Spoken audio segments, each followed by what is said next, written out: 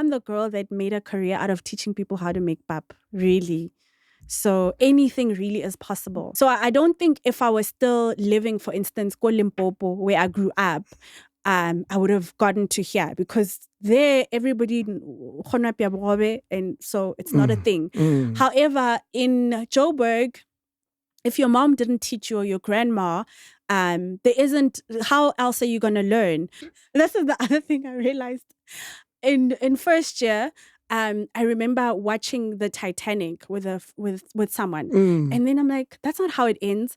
Because the version I've seen, there was this website where you could buy movies that are out, but that are edited for like Christian market. Ooh. So I'm like, why is this movie so different? How did yours because end? I watched the Christian version. King David Studio podcast. We hang out with the Mohausi Shweni today. It was the Lazy Makoti, as you know her. I'm a fan of her work. I absolutely love what she does, and that's probably why I thought we should bring her here. I hope we're sharp, ma. I'm very good, thank you. What occupies your time? Work mostly. What type of work? What do you call work? What do I call work? So right now I'm working on my third cookbook. What? So that means testing a lot of recipes, trying to get inspiration. So cooking, making sure like, does this dish work? Does this fit into, the general idea of the next cookbook? Obviously lots of meetings. Yes. I do a lot of work with brands. So that also a lot of work in front of the camera. Yeah. And then a lot of time actually in Cape Town because I do a lot of work for Woolworths, as you might know. What happens with Woolworths? What do you do with them? They're a big brand. To get a call up like that, it's a big deal. It is. Yeah. So in addition to my merchandise, which is sold exclusively in Woolworths. Okay. So that's kitchen accessories that we sell, and of course the books through Woolworths. It's also stuff around the brand if they're launching new product. So basically brand and marketing is me in food. Did you see this as a reality of your life, or you stumbled across it, in your opinion? When? Well, I'm asking this is when you saw your future as a young girl at 15 years ago. Definitely not. I think back then, the answer to what do you want to be was still, I want to be a doctor. I want to be, all these careers that are. What did you say? Spoon-fed. What did you say? I probably said doctor. Because I guess where I'm from, those are the kind of careers you're expected to choose as a smart girl. Yes, so I think I probably said something along those lines. A doctor, and not a nurse. A doctor. No, I get it. You see how doctors are treated. So that's what I wanted. Yes. Yeah. How did the Woolworths collab go? Do you remember? I do. Yeah. So the Woolworths collaboration was at the back of a couple of years of doing work with them, mostly on social media. I always say, for me, there's a difference between like a paying gig and a paving gig. Okay. So I think in the beginning, I was willing to do work because I loved the brand. Yeah. And I kind of knew what association with that kind of brand does. So yeah, a few years of like working with them, and then establishing, a rapport. I think like any relationship, you can't expect the big commitment. True. You can't get the ring without dating. So you dated well. So you enjoyed the dating. And then I got the call. Actually moved to Cape Town. You had to. Yeah, actually moved to Cape Town to work, with the food team there, which was incredible. So in their big campaigns, we did Christmas, Valentine's Day, all of those campaigns, product around that, and of course their magazine. So that was incredible. I was in Cape Town, I think, for 2-3 years. Is that before the books or after the first book? After the first book. Yeah. Yeah. So I think, the first book, that book really like opened up my life. What? It did in a big way. Let's talk about before the book, the planning of the book, or when the ideas crossed your mind. Yeah. Take me to that moment, because we all have big ideas, and the difference between those like you and those like us who are still stuck in the same place is that you come up with the idea and you actually bring it to life. So when the thought crossed your mind and you thought, let me do this, take me to that time. Sure. I think that the what I call the big bang Mm, moments mm. have been more than one moment. So Okay. the first moment for me was just landing upon the name. Oh. I yeah, I say it's like catching lightning in a jar because it really is. What? I see it when I say the name to someone who's never heard of what the Lazy Makoti is, and Yeah. I just say, "Yo, my company's called the Lazy Makoti," and how like they just get it without even like knowing exactly what is it that you do, but they just get it that Yeah. it's like makoti, which is synonymous with like domestication. So it doesn't True. necessarily mean that, but it's synonymous with like domestication, the kitchen, cooking, and Mm. then lazy is kind of like an oxymoron, but like it speaks to convenience, making it Yeah. easy. So, oh, okay, so you make it easy in the kitchen. Like, Pretty much. You yeah, don't have it to blows my over-explain mind it. how they just immediately make that connection and get it. Yeah. But when it crossed you say getting it was a moment. It was. Did you try other names in your mind? No. What? It really was divine, honestly. I don't know how else to explain it. Yeah, but it really was divine to like get that Mm. this should be the name. And then the second big moment, of course, was my first cookbook, which Yes.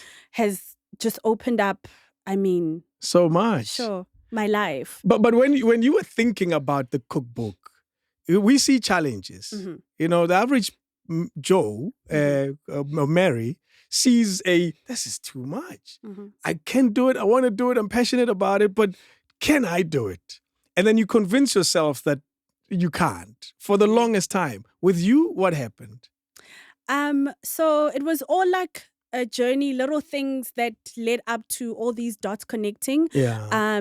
But when I started the Lazy Makoti, I did like cooking lessons, Okay. right? So I'd go to people's houses and actually in their own kitchens teach them how to cook. And then that evolved into like booking a studio. Because then I guess as you grow, you realize, okay, this is a more effective way of using my time. So I'd book a studio and have this cooking class, and everyone would ask, so where do I get more of these recipes? Okay. Right. And then I thought, okay, maybe I should put together a cookbook. And then here came the challenge. Okay. The real challenge was knocking on every door. Publishers. Publishers.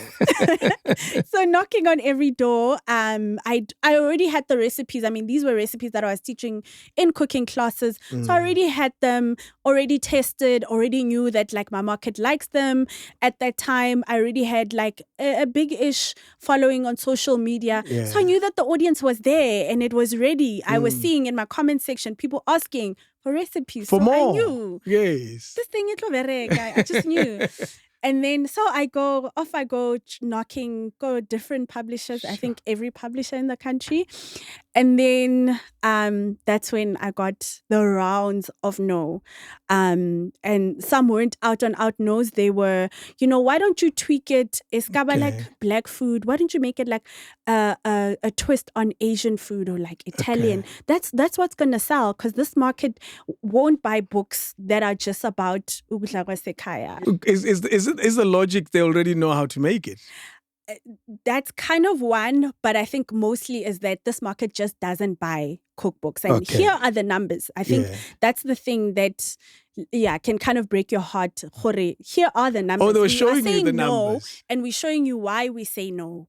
But maybe if you tweak it here, Yeah. and I was just so adamant that no, It has to this be. is the book I want to publish, and I'm gonna do it. So then I decide I'm gonna self-publish this cookbook, and then Brave move. I actually, when I think about that moment, I'm like, sure, what a brave girl this girl was, because then I remember I got myself a meeting with Exclusive Books, and then I made these platters of like African food, and then I went with my manager. We were just like starting out, and then we're gonna go there, and then we pitched the book, and then I had tasters for all of Jeez. them, and this book was gonna happen. And I told myself, if I get out of this meeting and they don't take this book, it's fine. I'm gonna self-publish. I'm still gonna make it happen. And then in that meeting, as I'm getting out, I bump into someone from Pan Macmillan. So they had been luckily in the corridors. They had seen the presentation. In the same moment, same in the building. same moment, so divine. Wow. And then so they underwrite, I don't know if this is the correct term, but they underwrite a few publishers in the country, one of them being Quivertree. Yes. Quivertree just does cookbooks. Okay. And they were like, no, we want this book, so we're going to connect you with our people at Quivertree. We're going to make this happen. And They then, didn't question the target market and... Nix. And then we made it happen. Went down to Cape Town for a few weeks. We shot the cookbook. And I insisted on, it must be about Black food, And I think for me, sometimes that relationship between supply and demand is skewed. Like sometimes there's no demand because there's no supply. So why would Black people buy cookbooks if they're not written for them, with them in mind? And I'm so glad that I stuck to my guns because like when it happened, it really happened. I remember the week that the book came out, selling out everywhere, and it was just mind-blowing. Yeah. It was just mind-blowing. The brand just took off. It really took off in a major way. And there was never a time before the Pan Macmillan meeting where you thought, maybe I'm just chasing something that I'll never catch. Honestly, never. Wow. Honestly, never. I remember the one girl that worked at Quivertree, Tembeka, she keeps reminding me that like, as we were shooting the book, I was asking her, so what makes a book a bestseller? Okay. And then she's like, no, I think you shouldn't worry about that now. No, I'm not worried. I'm saying when the book is a bestseller, like, what are we going to do? Okay, Like, what's the plan once it's declared a bestseller? And then she keeps asking, like, how did you know? And like, I don't know. I just knew that like people at the time, and I think everything about that time, like the zeitgeist of that time, was very telling. That was when we were just like getting into natural hair, body, Black Panther. Everything was saying Black people are ready to see themselves everywhere in cinema, in like how like everything just said. Ghana, when was the first one released? What year was it? 2018. Jeez, man. Your brand is big. It's like you've been around for 30 years. Not quite 30 years, but yeah, a while. Yes, and you're right. There was a time, and when you referred to Black Panther, there was a time, and this wave happened before. It is not the first time it happens. It's a wave that happens once in a while where we're quite conscious to a point where we want to use our African names and things like that. I remember when Bob Mabena, and may his soul rest in peace, he started using Khomotso. So we keep having these waves. So you spotted a wave. I don't think in my mind it was that scientific. Yeah. I think hindsight is so great in that I can reflect and say, oh, this is what it was. But at the time, it was just a feeling of like, I'm just sure. Ke sure, man. Just listen to me. Yes. What do you say to those that have dreams while we're here in this conversation, that have dreams that are burning them, and the world is saying it's not going to work, and yet you believe it because you were exactly that young girl? What do you say to that person? I think it's the luckiest place to find yourself, to have this thing that like bugs you and it's a dream and it's not a whisper. It's like, you just must do this. Yeah. That's the universe telling you it's going to work. That's why it's so loud in your head. Like, it never stops. It's because the universe is telling you that like you're ready. Yeah.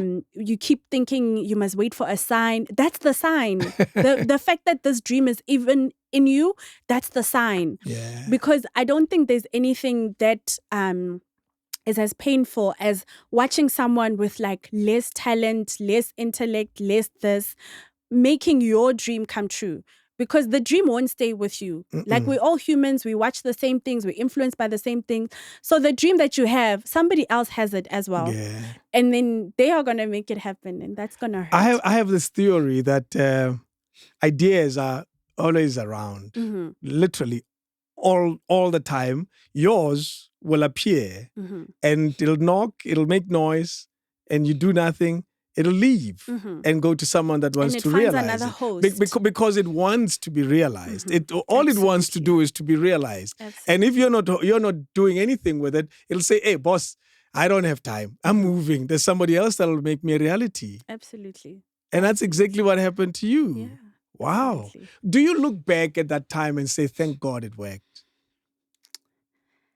Yes, I do. I do. Like I'm so grateful. And I know that it's not just my own doing. There are people that came before me. Mama Dora Sitole, who was her soul rest in peace, who was the greatest inspiration and mentor to me. Busiba Mtongana, who came before and like really laid the foundation that helped make my dream come true. Like when I came, it was because I knew all those people had existed before me, and of course this is gonna work. And in the way you say it, so they were a driving force or a confirmation. Definitely a confirmation. I mean, to see Siba on Food Network says that like, yeah, we are valid. Vele, you can go from township to the big screen. That is possible. I'm not crazy. That is possible. Do you still, I imagine, still have big aspirations? Because the thing about winning, it's quite addictive. It is. It's a weird feeling. You do it. It's like I could do it again. I could do it again. Do you still have that? The dreams are so big, and you're still chasing. They are. They are. I think once you have been declared a dreamer, as you will, you'll always dream something bigger, and sometimes even a brand new dream. That's true. Yeah. Is that what you're going through? Are you having new dreams? I have a feeling you are. I will never abandon this dream. I think that, I'll always have bigger dreams. I always want to know what more can be done. I think with achieving whatever level of success, there's that fear that like, is this it? Is this all I can do? I mean, I sympathize with like a Lauryn Hill because I understand why she never went for a second album because everybody keeps asking, do you think you can repeat this? Or do you think it was a fluke? Do you think you got lucky? That's so unfair. It is, but I understand. But I will always want to know how much bigger it can get because, the world is full of so much possibility, like so much. I mean, I always say I'm the girl that made a career out of teaching people how to make pap, really. So anything really is possible. Did you ever have people say exactly that, the way you phrased it? But she's showing us things we already know. Did that ever happen at all? Really? Did somebody really just do a book about this? The naysayers I've learned will always be there. No matter what you're doing, there will always be someone. They will always be there. And you just have to push through the noise. For everyone who doesn't think there's a need for this, is someone desperate to see it. That's it. So, there'll always be naysayers, but there'll also be people that like really support you. Do you know, I recognize what you've done as a pioneering feat, what you've achieved, largely because of exactly what you just said now, that it's something that easily one can say, nah, this is not necessary. It's not a book that, Masonja, really? Do I have to show people how to do this? And for you to say, I think this is something that can be done and in a different way. That for me is what's pioneering about it. What do you recognize about this move of showing people what they would consider as, my mom makes this every day? What do you say about you deciding to do it and the pioneering part of it? Essentially, my question is, do you recognize that this is pioneering? I think now, yes, I do. And I claim it and I receive it. The big problem with women is that like they always want to shrink their achievements and like be like super, super humble. So I think now I can receive it. And I recognize how all these dots, all these things happen to get me here. So I don't think if I was still living, for instance, Ko Limpopo, where I grew up, I would have gotten to here because there everybody and so it's not a thing. However, in Joburg, if your mom didn't teach you or your grandma, there isn't, how else are you going to learn?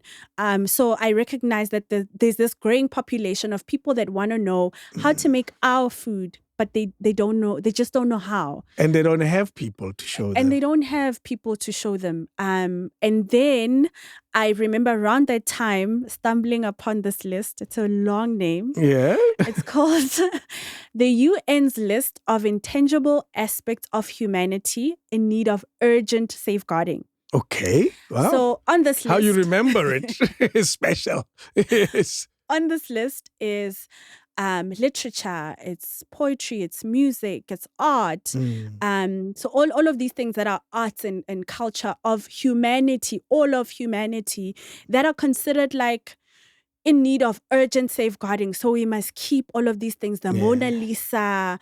And the only food on this list was French at the time, was French and What? Italian food. Yes. So It goes whole back to that world- book they wanted you to do, French and Italian books. Exactly. Yeah. So the whole world essentially is galvanizing to, preserve these foods so that future generations can still have a pasta or a croissant because this is just so important for humanity's history. Jeez. But who's doing that work to preserve our food? Yeah. And I think those are just some of the things that like make the dots connect. I think it was divine for me to stumble upon that while I was grappling with, should I start this thing? Doesn't make sense. And then I think that was the last, there It is has a to need. happen. Yeah. Yeah. Do you know, one of the reasons this platform exists is that very thought that the stories of South Africa will disappear Oh, and there'll yes. be no one to tell them, Mhm. whatever story it may be. Because one thing I do here is very diverse. I don't have, and I started as the radio people. I wanted to do only radio people. And I realized, nah, man, I'm limiting myself. It'll fail at this thing. And I said, no, man, the real reason is to, one, teach, because your conversations and many others, they leave someone with that feeling of maybe I can do it, maybe I should do it. And they also preserve your story. It's now here, like bottled, we put it, we load it, and there it is. It exists forever. That That's for me amazing. is what matters the most. And your approach is about food. Everything means something. Yeah. Like no matter how small it is, everything means something. So our people it's not just our language, it's not just like the way we dress, it's also our food. There's so much that we've lost already. Yeah. Let's preserve what we can. That's true. Has your book reached an international audience? Yes, it has. Let's talk about the first one. Okay. My second book. Your second book. Is it because you feature these other chefs in the towards the end? You feature these other guys. Is it because of that? So the international audience that my book has reached, my second book, is the UK, the US, and Australia. So it's also published there. And the chefs that I feature in the cookbook are other African chefs. So the chapter in the book that they feature in, it's called El Kebulan, which is thought to be the original name of Africa before somebody else gave it a name. Yes, well, Yeah. someone who's that? I wonder. So, and it was important for me to kind of draw comparison between our food and that of the rest of the continent in a very little way for now. For instance, the Zambian chef shares their take on morogo. Yeah. And then the I Congolese. saw that. Is it the one with balled up? Yes. Yeah. And then somebody else shares their take on masocha, which we also have. True. And then someone else on pork trotters. So just like drawing those like correlations behind the way we eat, because it's so similar. It's mind blowing. Yeah. So, You'll find, I guess you find that the minor differences and probably in presentation and so forth. And in the extra ingredients, I guess, that they add that are available to them. Yeah. But yeah, we're more similar than we are alike. And I guess that's one of the things I wanted to draw comparison to. Here's something that stands out for me. If a book is published in the US, it's a cookbook, you go to a New York version of Pick and Pay, they don't have what we have. Well, they have 1,000 more stuff that you've never seen. That's the first thing you experience. What happens then in a scenario like that where I'm in Australia, I'm looking for pap, iwisa, they probably have it, but what happens? Are the people who are publishing the book also considering solving the availability of ingredients in that context?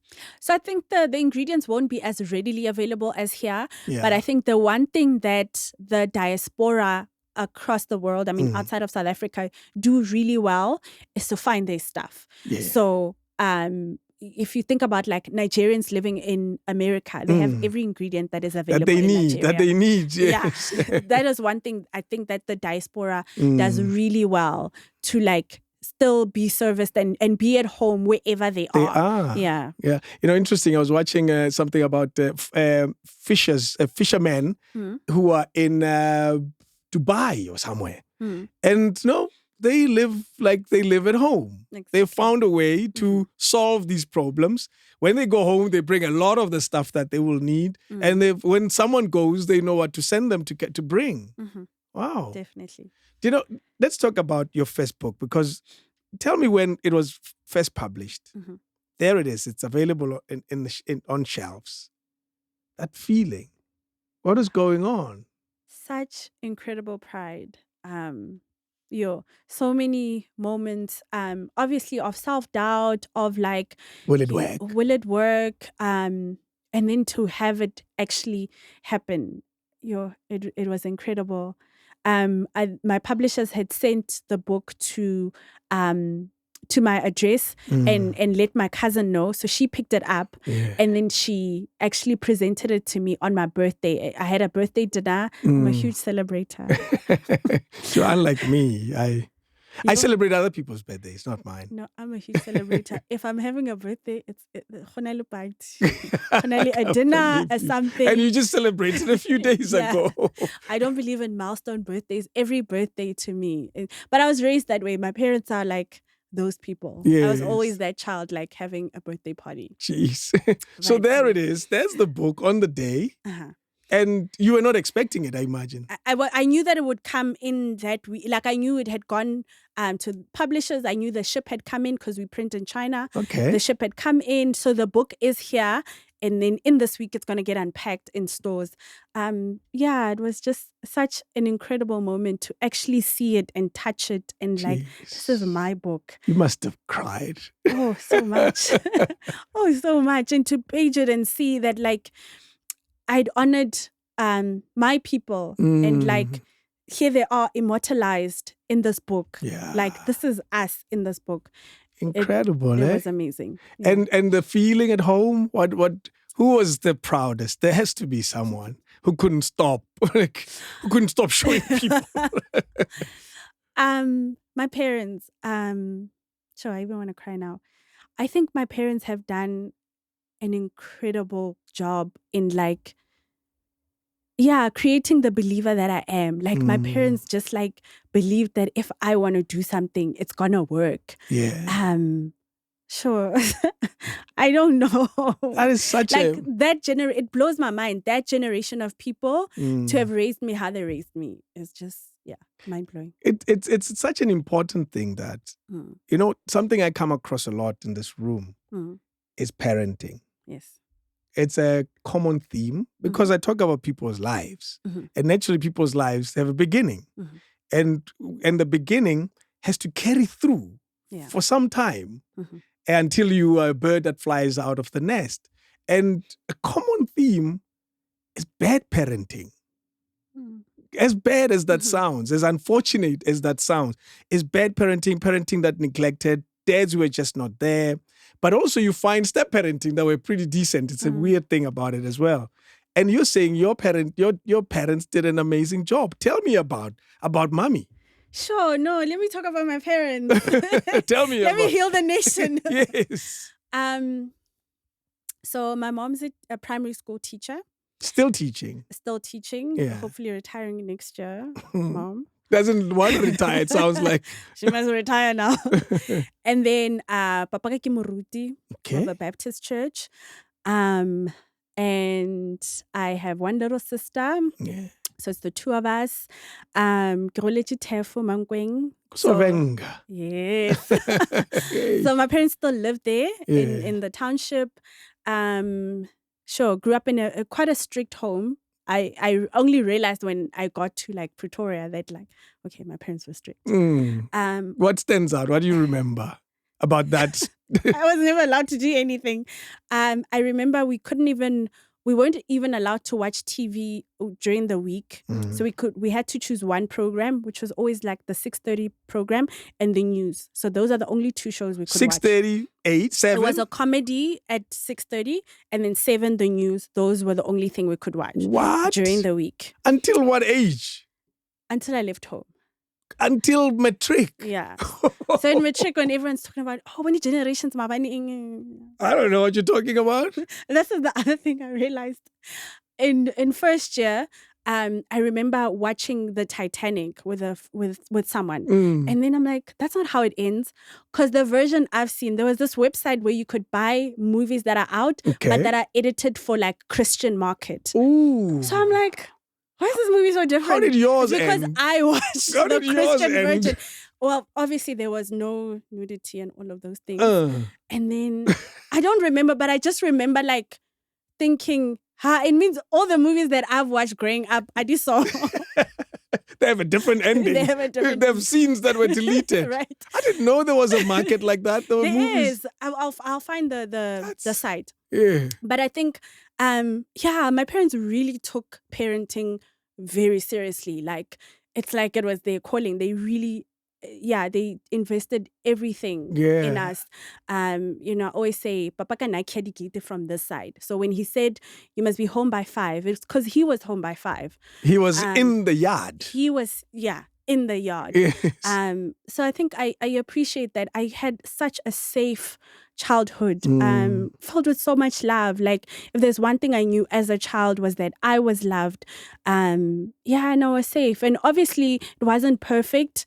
So it wasn't perfect. I didn't have every single thing that Of course. I could have ever wanted. But sure, I was such a loved child. Like, everything I did was thought of as important. I was constantly affirmed. I think just so much was poured into me. It's no wonder that like I'm able to dream and do all of these act things. on the dreams. And act on the dream. Yes. And like, I felt the love of my parents so deeply. Like, if I call them now and I'm like, yo, kapala little limponing this weekend, unyaka. And then the next day, phone remogating. Oh, hell, listen to And then that. in Polokwane. But I know that like if I just make that call, little limponing this weekend. And they And then are you still like that? Do you still no, not as much, but like I think my parents did a good job to make us know that like home is always home, and it's It's always there. It's always come home. available. Just come home. Yes. Yeah. When shit hits the fan, Yeah. don't worry. Regas killing it this time. Jeez. Yeah. And was there ever a feeling, because we get these things from school, from other kids whose lives are different. Yes. Their gates are open. And they're telling us things that we want to experience. Did you ever have this, whether it's peer pressure or the need to defy and say, I want to, there's a party or this. Did you ever have that at all? First of all, there was no time to do that because I was in church all the time. Because of daddy? I was one of those people that are always in church. Sunday prayer, Thursday prayer, youth. Yes. Yeah, one of those. But also, no, I think I also got lucky. I don't take that for granted that I got so lucky in the friends that I had, both in like high school and in varsity. You know, these are still my friends right to this day. Wow. And I think I got so lucky that like we were all like these little kids who, when it was time for us to be kids, we were kids. And so I recognize how lucky I was for that. But rebelling, I think I was too scared of my parents. Never even crossed your mind. Never crossed my mind. You know, in first year, I remember us walking to Ria Graching, and I remember having this thought, oh my gosh, it's 8:00 and I'm outside. What? I can't believe this. What? Yeah. So yeah. What? 8:00? That's nothing. Like, You talk and I'm today's outside. kids, 8:00. But they're still watching TV, planning to leave at 10. Yeah, I can't relate. Have you changed at all? Any of those traits? Have you carried them in your adulthood? I think we kind of, in a lot of ways, become our parents. But obviously, life in Gauteng is very different to life Komangweng. True. Yeah, and then I'm not a little girl anymore. That's true. So But you carry. I do have like liberties that I'll take. But in the main, I am a little strict like my parents. You're still that girl. Yeah. In a lot of ways, yeah. Yes. And in terms of your dad's influence on religion, because that's he's still a pastor even now. He is. Clearly that stays with you forever. It does. It absolutely does. Sure. It absolutely does. And I think a lot of I can't downplay how much that has played a role in the person I've become, but also in my success. Like my parents pray about and for everything. Wow. If I tell them now I'm working on my 3rd cookbook, they'll be like, okay, re tlo thoma faster then. Yeah. Listen to that. But then you're not a typical pastor's child, unless the construct of this idea is wrong. The pastor's child are rebellious. That's what they're known for. I mean, I do think, for me to have decided to leave corporate and start this thing, rebellion there. I guess. It's such the boring status rebellion. quo. Rebellion is boring. And like a rejection of like the norms. But like, no, the rebellious that you're talking about Did not I'm not exist. quite. No. And your younger sister, how has she turned out? Me and my sister are the same. We like the same size of really? coin. Yeah. Yes. We believe in order. We believe in like responsibility and like obviously we're not perfect. You're only human. Not by a long shot. We are not perfect. But yeah, it has been instilled in us to do the right thing. And I don't think anyone needs to teach you what the right thing is. You just innately as a human being know that this is right. Know, eh? We all know. Yeah. See, there are others that know, but they're rebellious. Really rebellious. Not your version. The other version. Your schooling and something that you spoke of, and it stands out for me, the friends. And there's a phrase that says, "Show me your friends, and I'll show you your future." I believe in that so much, and I think I was lucky as well when it comes to friends. I got the right friends, and we're still friends today. Many, many, many years ago, and when you talk about it, who are some of the friends that stand out that you wouldn't mind mentioning? Oh, that was great influence. Sure. So my friends are not in the public eye, so I was guessing, I hope they don't mind me mentioning them. But I think I'm majority friends with all of the friends that I went to varsity with. So Khotatso, Mandlovu, Gia, Shtebani are still great friends of mine. Yeah. And I think I appreciate about them that like they work hard. They work hard. They work hard. When it crosses your mind, it's like, yo. They work hard. And yeah, they just a belief in doing the right thing. But I think because we also come from very similar households, that also helps that like we kind of in the main believe in all the same things. So you kind of picked each other correctly at school. I think, we all got lucky when we met. Yeah, we just completed each other's circles. Yeah, gravitated towards the same corner. They're the boring church girls. No, we weren't completely church girls. We went to RAG and all the parties, diversity. But the institution that I went to, University of Pretoria, all of our parties, like the official tax parties, would end at 12. So 12 midnight. 12 midnight, like spring bash. At 12, the people are coming to clean up, security. Go. I attended a few spring bashes and I enjoyed them. Marka 12 party failed. I was rejected by some girl at one of the spring bashes. She said, "David, please go home." I'll never forget it. I'm still holding a grudge. Still holding a grudge till today. Where's Gotakis? Anyway, let's forget that. I can't believe I mentioned it here. She's going to watch this and say, that fool remembers that. All my friends remembers I was once told, David, go home. And your choice in career, because career is the cooking and the food and was there any of it at all at home?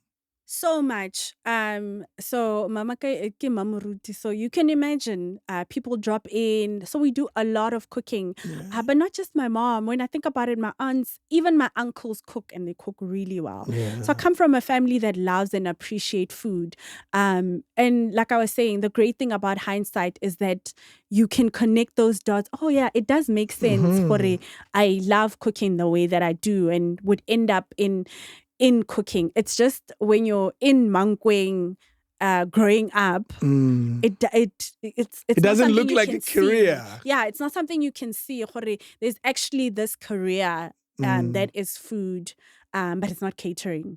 When did it make sense, though, for it to be a career? At some point, it had to make some sense. Yeah, I think once you make the decision that this is what I'm going to do, I'm going to pursue it, you have to make it make sense. So even in the beginning when I wasn't making money, and it was purely because I had the wrong model, I was doing the wrong things, I wasn't asking for help, just like, little mistakes that you make as you're starting. But just like that drive, no man, this thing, it must work Can out. happen. It must just work out.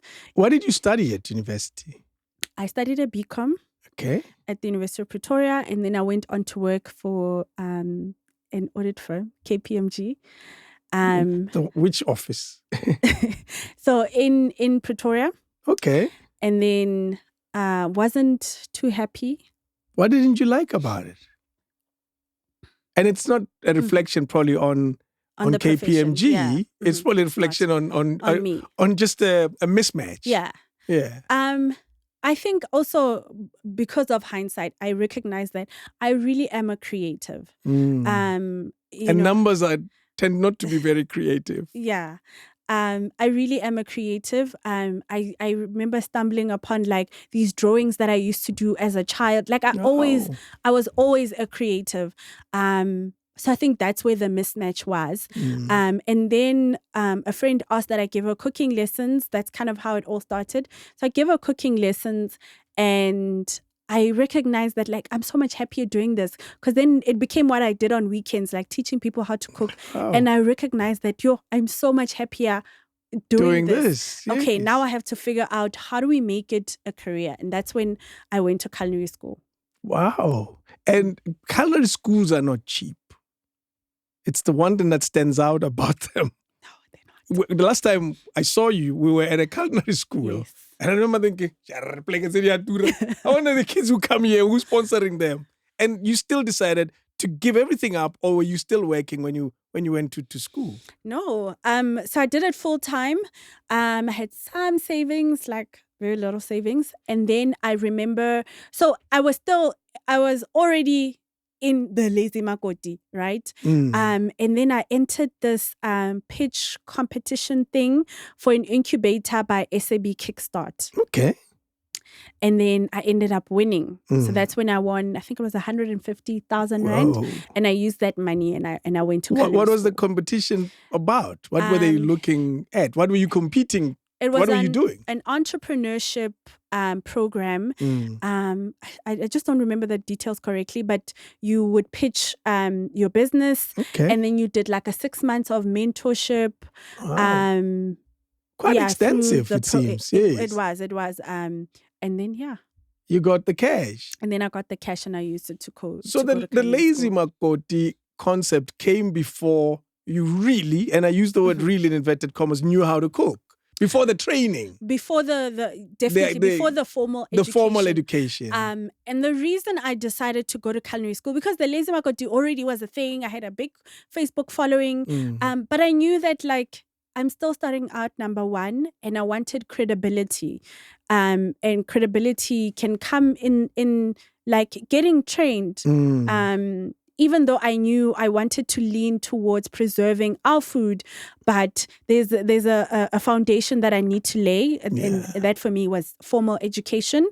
And I knew that in my mind, my runway was long. So I in my mind, even though like at the time I was in my 20s going to school with like 17-year-olds, But in my mind, I still felt like, my life is still long. I still have a long, long time. So I can take these 2 years and go to culinary school. And I think in a lot of ways, that's what stops most people. You think, oh no, I'm already 40.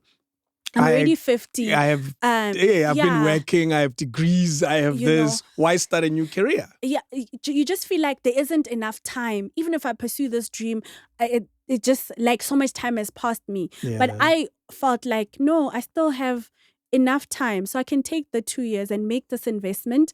And also I wanted to respect the craft. I wanted to be able to say, I did it right. I don't want to wing this. And sure, I'm making this commitment to this career. Yeah. I listened to you speak about how you had to stop something completely. That basically saying to the accounting aspirations that could have existed maybe even in the family. Accountant. And now you're saying, I'm stopping. What was the reaction back home? My dad was quite worried. Okay. Really, really, really worried. Understandably so. Because at the time I remember them asking, so uyokubula shopo, uyokubula restaurant, uyoko caterer. And then I'm trying to explain, no, not quite. And like, especially in the beginning when you don't have the full picture yourself. So how do you explain that, like, I'm sorry that you wasted your money, but like, I don't want to do this anymore. But again, I'm so grateful. It sounds like I'm saying my parents are these angels. No, and I said it to you earlier that, great parenting is everything. It's everything. It's literally a launching pad. Yeah. Because I'm so grateful for them for like just trusting that, okay, urusho, or this this thing. I can imagine that question was asked. Yeah. Are you sure? And then, okay. It just like trusting that, like, I remember my dad saying, I trust that everything I've put in you has to be enough, that these decisions that you're making for your life, because I want are correct and considered. Yeah. I credit a lot of things to my parents. And like, I think it's such a privilege as a child to have the trust of your parents. True. For them to trust that, like, they've done enough, and from here you can make the decisions. Right. They just have to trust that, like, or you did your due diligence, even though I'm not sure I had at the time. Well, yeah, but it worked out. You believed in the calling. I had such insane belief in it. It was like, yeah, insane. But you used the word, I wasted your time. I've done very little with the degree that I got. But I always look at university as an important part of my life. Absolutely. I do this podcasts. I'm on radio. I have a master's degree. I don't get stuff like this.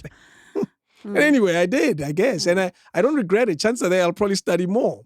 Do you honestly don't look at that as a waste of time? Oh, no. Sorry. Wrong choice of words. No. And yes, because that's what others would say also. Wrong choice of words. Completely not a waste of time.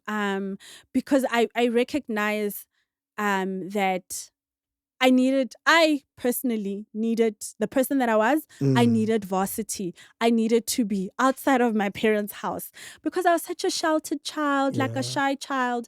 And I think a lot of who I became was because I was... The rec parties. I was away from my parents. Therefore, I could like become in a way that I couldn't, under the rule of my parents. And then also working. That's like a government. It was. Also working does a lot to make you like a mature person. I think about all the 17-year-olds I was in culinary school with at the time. I was that person always sitting at the front, shushing them. Because you were older. Life is real for you. Life is real. And then the industry kitchen, which is something I don't think we talk about enough, is so hard. Industry kitchen, you're referring to the kitchen that's found at a restaurant. Sure. So after you study, You study for however long. It can be a 3-year or an 18-month qualification, whatever you're doing. Yeah. To qualify, you have to work a certain amount of months in an industry kitchen. That kitchen is not meant for an 18-year-old, honestly. Okay. Tell us more. It's so tough, Yeah. but so unnecessarily tough, I think. And I don't just say this because I'm a soft person, but like it's so tough. The things that like it really can break your spirit. Particularly as a young person. Particularly as a young person, you know, when parents come up to me and they're like, my child wants to be a chef, they're going to go to culinary school. So they're going to love culinary school, but those months in the industry kitchen are so brutal. Like, yo, Mudimuaka, they are so brutal. What is it about it? Give us a picture of it. We see it on TV, but we probably don't It really see is it. that bad. Yes. Like I honestly, chefs don't hate me, but I feel like there needs to be like a regulation of some sort, because it can go too far where it's like skating that line. Yeah, is this you teaching me or you abusing me? Because you know, It's too imagine much. your little 17-year-old called stupid. Why did you? What's this? And then you've plated stuff, chef Araston. Can you imagine what that does to like this 18-year-old, dear impressionable, little, you still know, coming up, still building personality. you know, and the thinking behind it is that it toughens you because you can't necessarily make mistakes in the kitchen. There's no time. Yeah. But like it's too hard. It's too hard. And then kasiksi, you've worked like 18 hours, you're tired, unyoko chaisa. Did you prep for mama? And now you have to go back. And then you put your bag back and then you start chopping. It's so it's so tough. And yeah, you use the phrase it's unnecessary. Surely it can be unnecessarily done tough, differently. I think. Yeah. I don't know. I mean, and it's a culture. It's a culture that, you know, from all of these years, this is how every chef was treated. So, Kikoma. you know, Yeah. it really is. Fresh, you know, but like, it's so tough. You get told to mop the fridge. Can you imagine like the that big fridge? Yes. Barui mop, the mop freeze. Like, you so tough, guys. So, but you managed through it. But you were older. I was older. I had life experience. So in my mind, I could contextualize it. It's not going to be forever. I could contextualize a head chef who's bullying me because he's not happy with his life. I could, make sense of that. Yeah. As opposed to a 17-year-old who's just like getting shouted at. And then you earn peanuts. That industry, Lena. You earn peanuts. Yeah. So can you imagine? There's no joy as you're training to become a chef. There's no joy.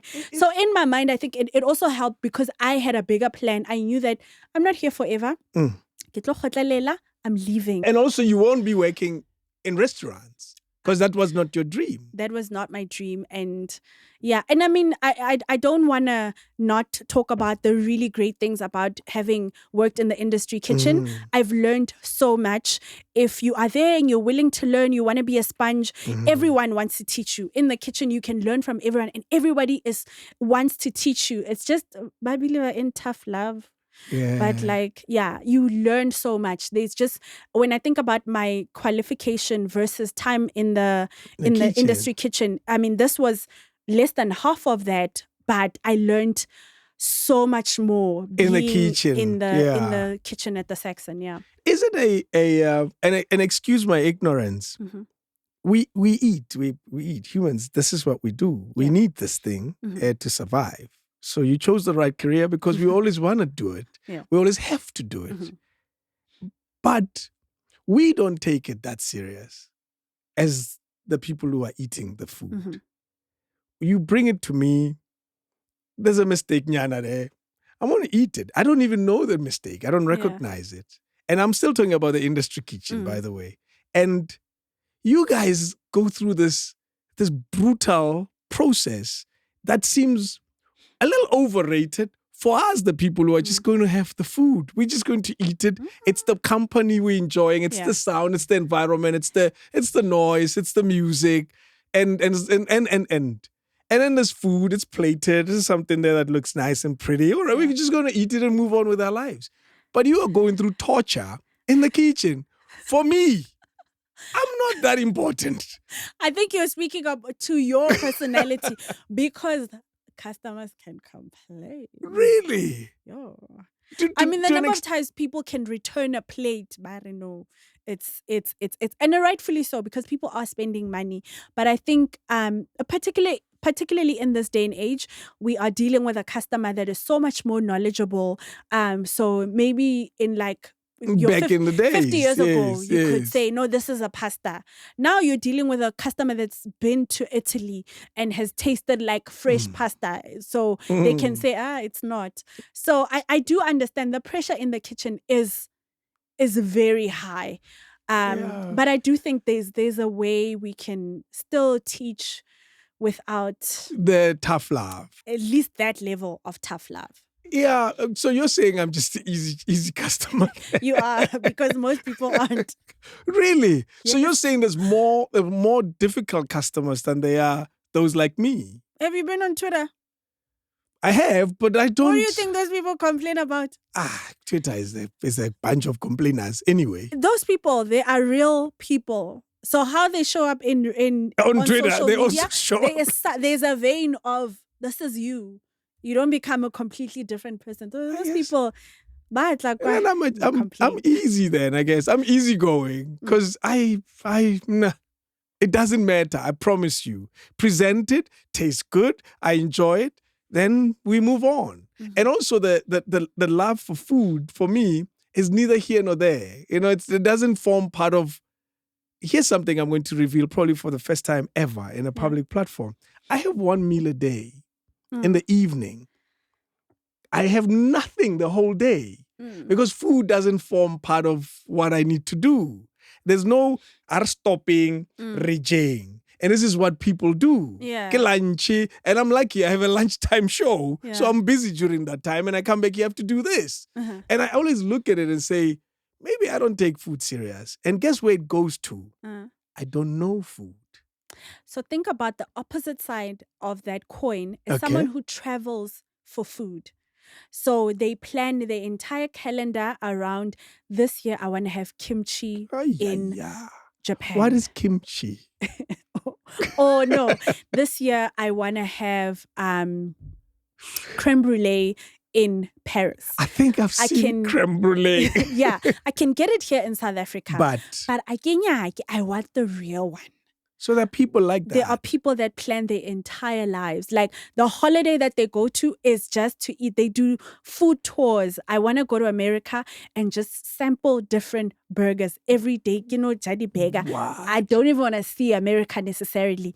I just want to take pictures of my burgers and look at them. This one here, Louisiana, here, New York. This is Chicago. So there are people that take it that seriously, and they're not even working in the profession. They just love it. They're Or foodists. I mean, there are chefs that have like cult followings where people will follow them. Ukule Chef Mamang has a thing here. Yeah. So let's travel to go there. And go like rock stars, like a DJ. They follow you. My friend is coming from the States and she's like, can you get us a reservation? Go Wolf Hut. Wolf Hut is this restaurant in the Cape. The waiting list, the next available date is next Feb.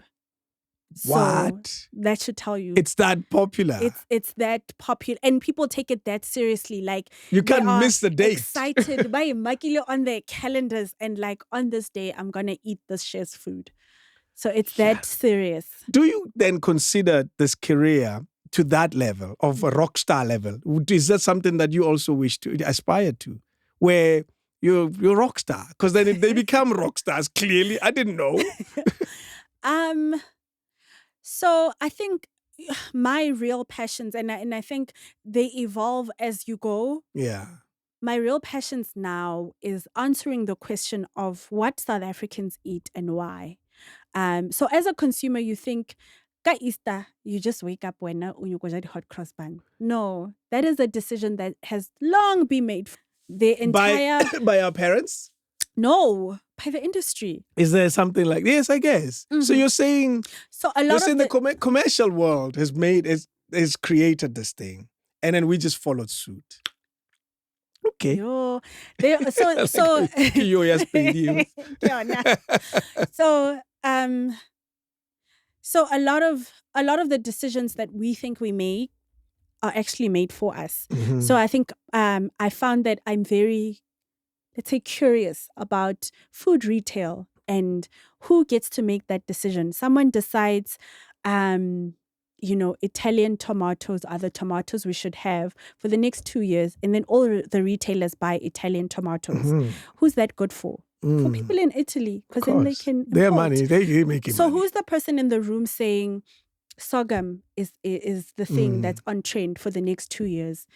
So that our farmers can benefit, so that our people can eat how they rightfully should eat, because this product grows so easily here. So who gets to make those decisions? What have you learned with that way of thinking? What has come to your new knowledge in your mind? What have you found out? That everything is political. Whoa. Whether we like it or not, every single thing is political. So someone has to have that lens on even the most minute thing like food. Why do South Africans eat how they eat? And how do we make that better? So better in terms of, better for the economy, because the product that they eat is grown here. So that'll impact the farmers that are here. You grow an industry. Exactly. Yeah. Also, how do we make it better in that what it does for South African consumers' bodies and their health? And I mean, health affects everything. True. Our energy levels, our fertility, our productivity, everything. you name it. Every single thing is impacted by this thing that we do every day, 3 times a day. So it's that important. So somebody else makes those decisions about what ends up in our shopping baskets and therefore on our tables and what we eat. Because if it's not easily accessible, like you might want roja morogo every day, but if you can't quickly pop out and buy it, you're likely not going to eat it. If you think about like Americans and what they eat and just how toxic and dangerous it is to their bodies. So that thing is also... Somebody is doing the thinking. Someone is someone in a room is advocating for, this thing... Fructose. No, Yeah. I don't know what lady knows. Yeah. And the sizes of the meals and. So that is also like a very key conversation that we don't have enough. Like the food that we're eating, is it nourishing our bodies? What is it doing to us? What is it doing to our children? What is it doing to us? The diabetes the patterns are pretty obvious that we have high diabetes amongst our people. And what is the reason for that? And so forth. Surely it's found in the food we eat every day. Exactly. Here's something then that comes back to question what we consider as traditional food. Because we create these things to survive. Yeah. We come up with solutions. Mopani worms, to people who don't eat them, because one, they see them, but they don't need them. They have options. And pap is also an option because we share pap with cattle. Not exactly in the same format, but it's exactly the same process. We call that traditional. We call it, this is our food. But is it really? Going back to the point you just made a minute ago. So I think another conversation to have is, what is traditional food? What is culture? What is heritage? And it's formed by people. It's formed by people. So how we eat, that becomes food of our culture. But I hear where you're trying to go. It is an important conversation to have, Hore. If we're saying morodu is our traditional food, steak in a guy. Because it comes from the same kettle. Exactly. Yes. So steak in a guy. If we're saying skopo, then what happened to the rest to the rest of the kettle? And I think the Lazy Makoti in part is trying to unearth that. So all those questions around what is really our food, before we can even try to preserve it and to safeguard these recipes for future generations. What are we safeguarding? Yeah. And is it worth safeguarding? That's another thing. In the main, those are the questions that we're trying to answer. But yes, if you're asking me if I think Wumurodu, Wuskopo are our food, yes, I 100% believe that. I know a lot of people now believe it to be like poverty food. But if you think about where the rest of the world is trying to go, which is like eating from nose to tail, these are things we pioneered. We've been doing it. Rija, We've been having Alice, it. Yes. you know, if sustainability had a face, it would be us. Yeah. Because we've been practicing it. Now all of these people are just trying to play catch up. But we are those people. I mean, honestly, this thing called bobete, which is essentially cooked blood. Yeah. So and correct me if I'm wrong, I know in the comments, but it would be to have kind of a meat like thing when you can't slaughter the cow. So then apparently they would pierce the cow and then collect that blood. Now, obviously, they only do it when they've slaughtered. They collect that blood and then you season it. So then, solidify like it clogs, so to speak. Yes, okay. And it kind of looks just like liver. And then you cook it. Wow. And then like this brown meaty like and thing. It still happens. Right? So when you think about it, our people are sustainability through and through. Yeah. So yes, I do think those food are valid. We should continue to claim them as we do. They are valid in that we're the number one people on sustainability. I think the conversation we can now have is, Vele, what happens to the rest of the cow? Yes. Where are those recipes?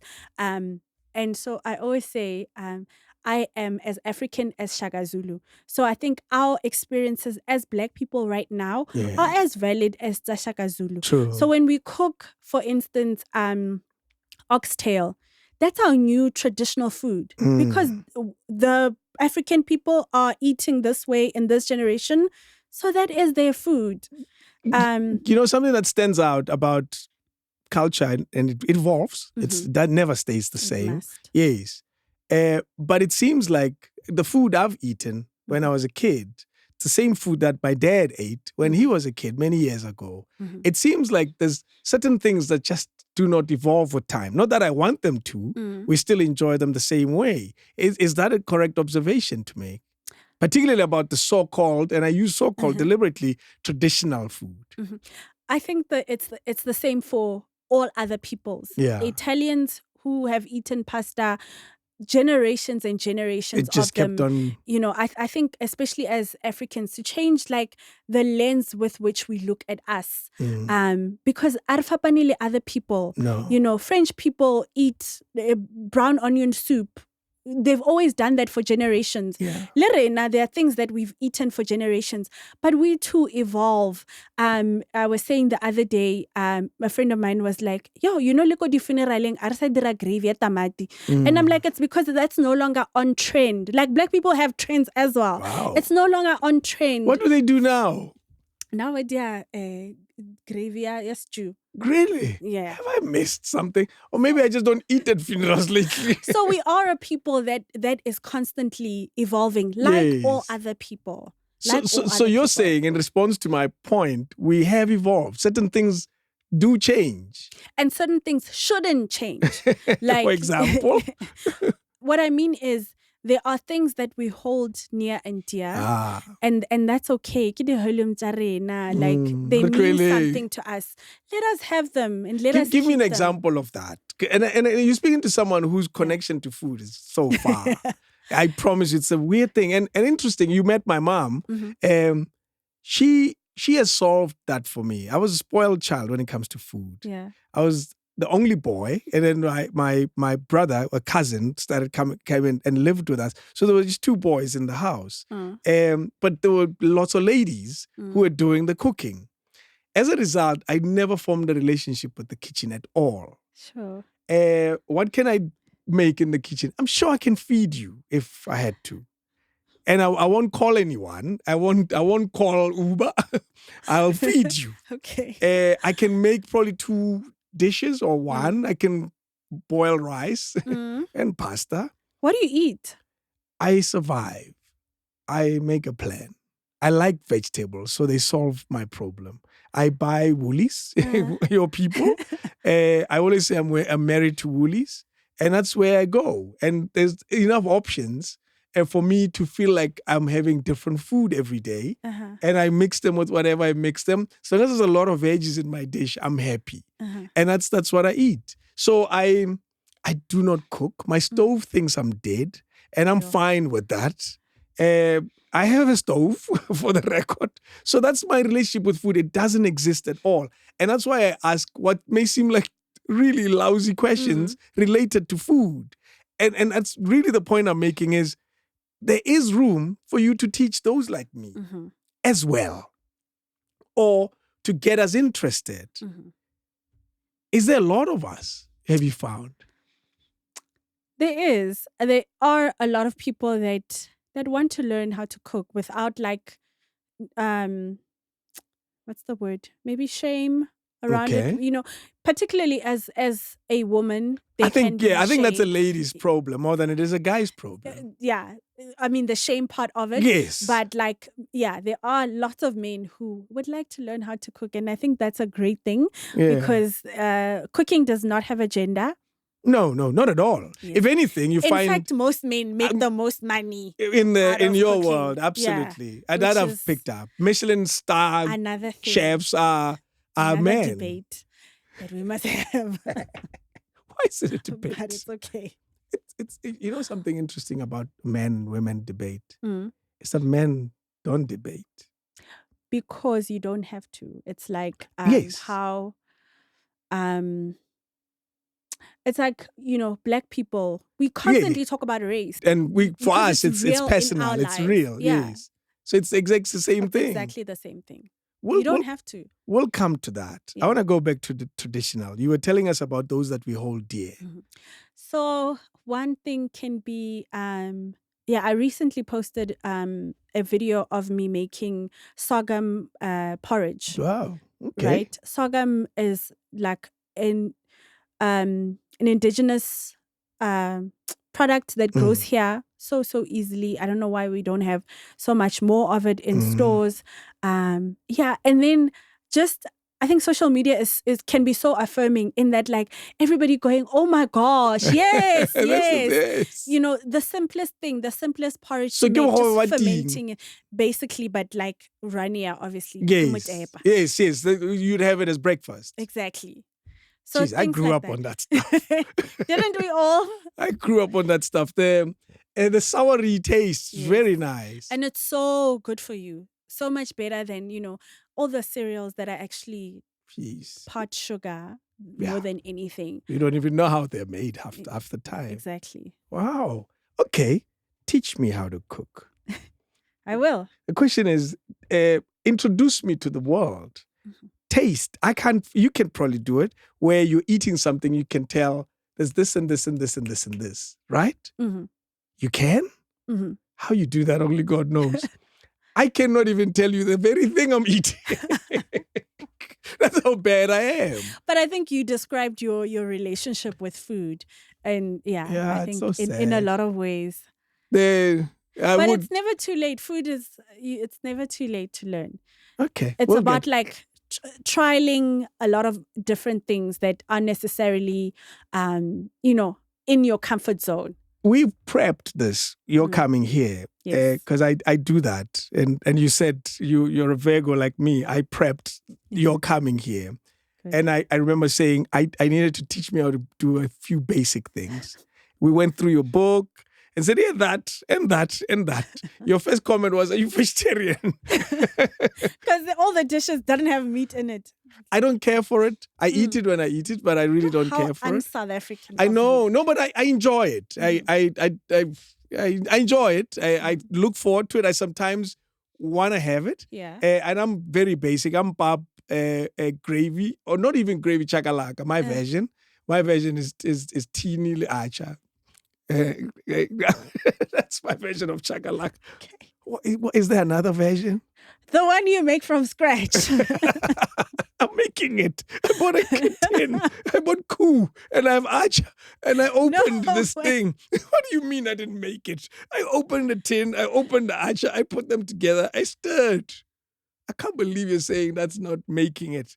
What is making it? I can't believe this is the life you live. It is. I'm fine with it, man. Don't judge me too harshly. I'm not judging you.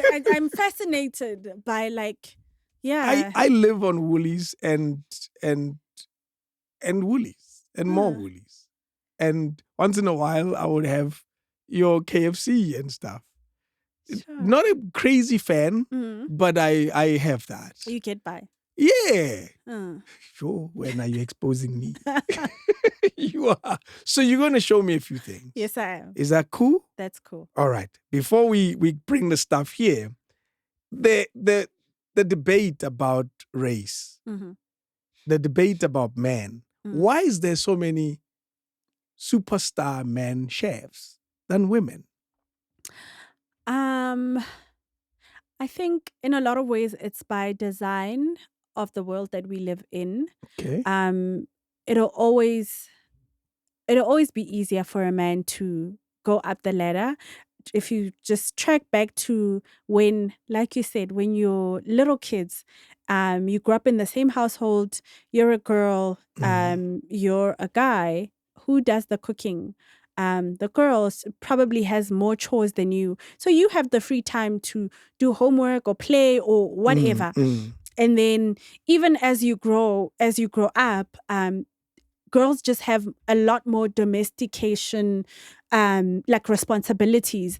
And then think about the intersection between when your career starts to take off versus like real life. So this is when you're getting married, you're having children. True. And then if ngwana lwala, who's going to stay home? It's likely the woman. Yeah. And then the man gets to still so they pursue, prosper. They a prosper lot because they have quicker. so much time. They have, it makes me think of this guy on Twitter who was tweeting how, I'm so amazing. I got my PhD and my wada.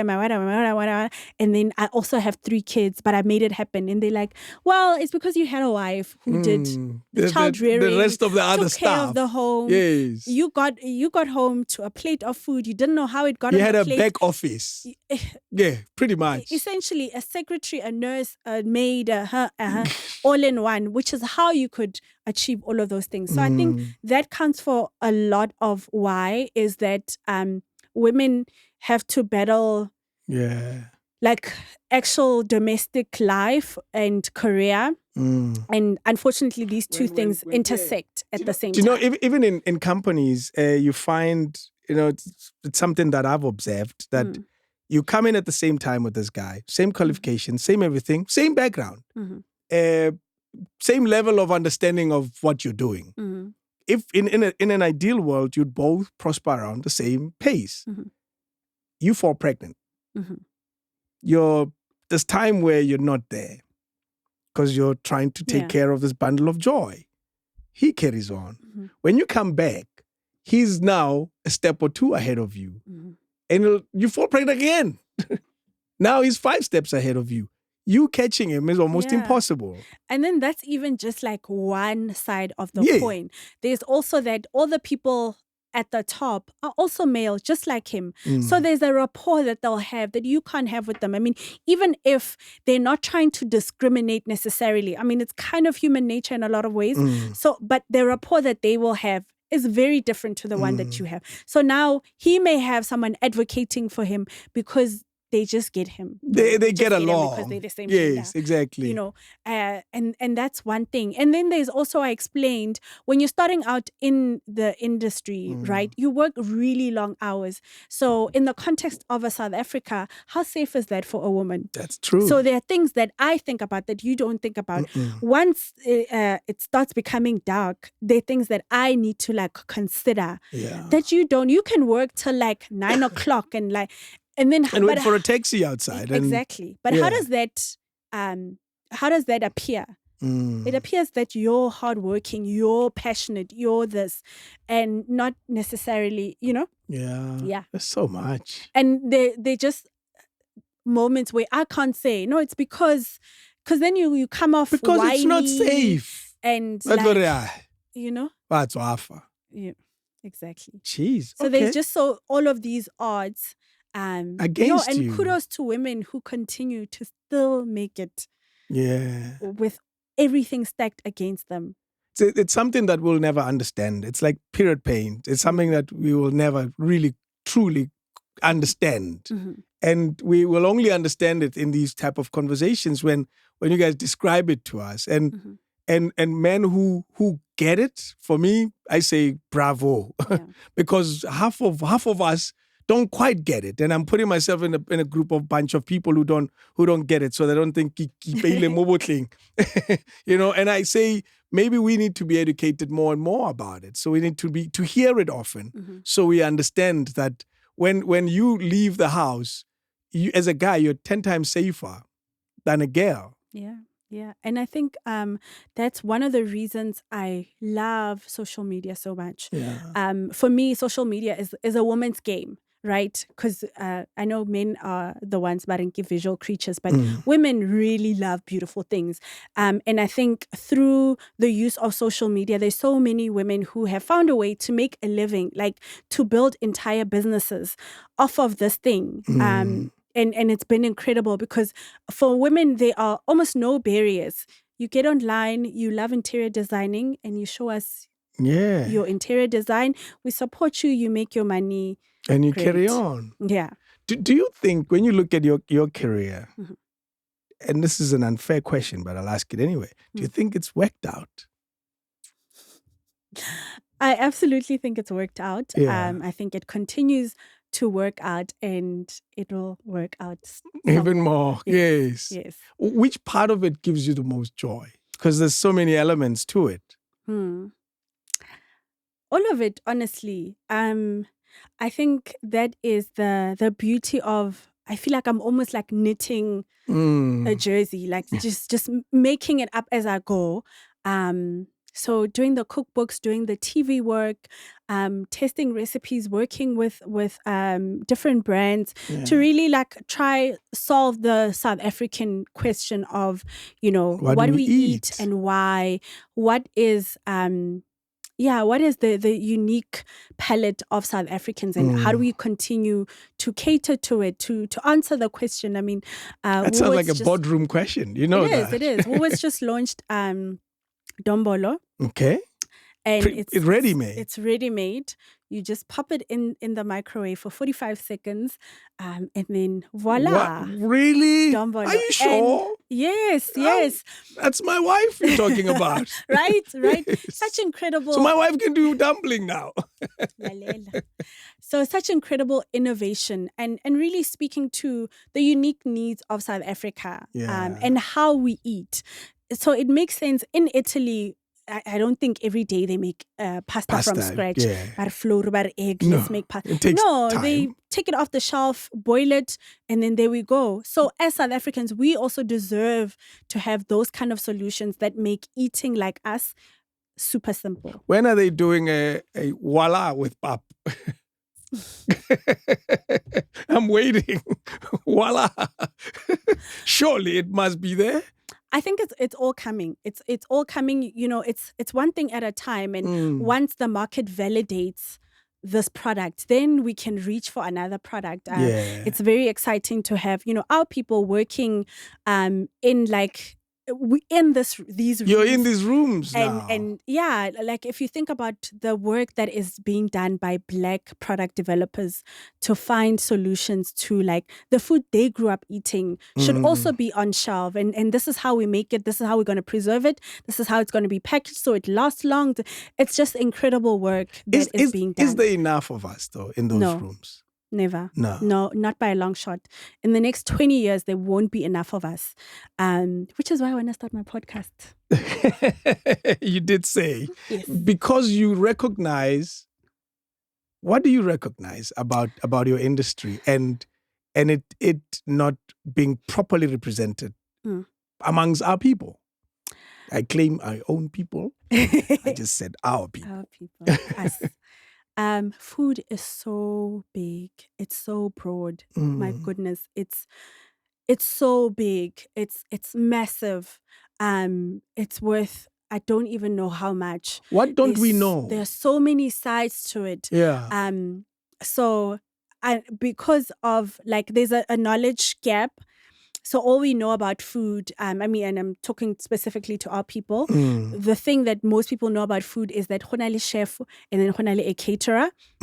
And then maybe now they know khona le a cookbook author. Yeah. Khona le someone that works in food on TV. Like Yeah. that's kind of what they know. But there's so much. There are people that work in like food technology, product development, food styling. There's just so much. And I think that the more we know, I think a lot of these places, these rooms, we get into them because we know they exist. We know that, oh, that door exists. Hence we try to open it and walk through it. So I'm excited for the next generation of chefs and people working people in the food. Yes, to know that there's so much more. There's so much more. There's so many more rooms that need us in them, advocating for our what people, we eat as for well. our point of view, for the stuff that's gonna be good for us. You mentioned earlier about food photography also being something that you don't find Black people. Exactly. There's just so much. I always used to say, had at the time when I was pitching my cookbooks to all of these publishers, had they been a Lerato, a Kulufelo in the room, I would have gotten my yes the first time round.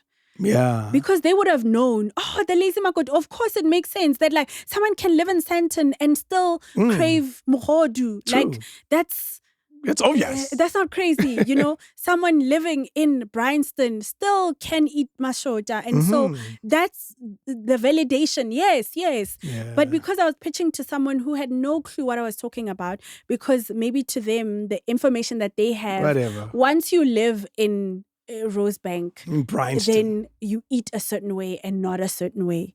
But I know if a Palesa, a Zandile was in the room, they would have just gotten it immediately. So this is why there has to be more of us in the rooms advocating for why this is important. I guess it speaks to the type of education we're exposed to. We're not told these things. Look at how you had to spend a few years at university studying accounting, where else you could have gone right straight there. Not that it mattered, but you understand what I mean. We're just not involved. We don't know. The people around us don't know enough. And we end up catching this bus very late. It's already left and you're catching a late bus. And so that's really what happens in our experience. And you're saying you want to bridge this gap. I definitely, especially that information gap, that there's so much more in food that we can go to. I mean, right now, I'm so sure that there's a young kid stuck in an industry kitchen, miserable, not understanding why, because they love food, they're passionate about food, they want to cook, but not quite here. And not like this. And they can't explain what is it. Kante, no, you're supposed to be a food photographer, my dear. Because you have this unique eye for food, for making it beautiful. For, when you look at an ad, I mean, that's what an ad is for. You look at that food, that thing. Even the way they present KFC. Exactly. There's still a lot of effort in how it looks. There's a team of people deciding at 3 seconds the steam must do this and the food must do this. The shine must be like this. There's a team of people that do that. And there's someone out there who's like not understanding, like, why am I not happy when I'm working in food, which is what I wanted, but like not quite. And they don't know what. Kante, there's a perfect career for them that exists. They just don't know about it. Has the Lazy Makoti brand evolved over time? What is the evolution? What are you seeing? I think that it has. I mean, when it started, it was just the cooking classes. So in my mind, I was just solving that need for someone who wants to learn how to make our food. How do you do that? Then I will actually teach you. And then from that, it evolved into, okay, obviously here in the cooking class, I can only talk to 30 people at a time. But if it's a book, then it's hundreds of people at a time. So then the book came in, and then a need for merchandising. There's the apron, and then kitchen products. So while you're cooking with the book, then you're using cooking the products. with the products. You're wearing the apron. Makes sense. It's working. It's making sense. And then obviously social media and TV and broader media as a vehicle to make it even more accessible. Yeah, to keep connecting with the consumer. The book's performance, is it great? How is it? I bought it twice for people. Now I have a copy for this. I had to buy another one. So the performance, how has it been? I think to put it in perspective, my publisher said this to me, and it was at the time when they were quoting me. So I'd done the first book, and now all of those people that said no to me were trying What? to. No Yeah. way. So when they were quoting That me, must have been a good feeling. it was like, definitely validation. Because South Africa does have great publishers. I mean, really great publishers who, when they do it, they really are They passionate put an about like effort. getting, these books out there and like quality books. South Africa, in the main, we produce really good books, Wow. like really good books. Anyway, so she says to me, because in the publishing world, we refer to you as the unicorn. And I'm like, what do you mean? And she's like, no, because cookbooks of your nature perform this way, and then yours went and performed this way, opening a Defied door. reality. Yeah, opening a door to like usher in, the Black cookbook. Yes. Have you seen others try it? Oh, there's so many others. There's so many other cookbooks and that I think everyone should definitely get behind. Yeah. There's so many really great Black Wow. cookbooks that we should all get behind. So to answer my question, yes, it's performed well. Yeah. Well, they were courting you. So both books became bestseller the day they came out, which is really incredible. Just the support that South Africans have given to these books is mind blowing. What have you learned about South Africans from that experience? That we want to see us, and we deserve to see us and our stuff everywhere, and that includes cookbooks. That South Africans were ready, man. They were just ready, and sometimes I say ready because they ask for it. Who is Henry Ford? I think he said, if I'd asked people what they wanted, they would have said faster horses. Of course. But like they were just so ready. And I mean, you can see it in all of these other Black chefs that are coming up, and the way in which we are trying to center our own food. You think there's a movement? There definitely is. Yeah. Yeah. I think we're waking up to like, no man, we actually to are ourselves. Great. We're waking up to ourselves. Yeah. I mean, we actually are great. Yeah. We are. What do South Africans eat? That big boardroom question.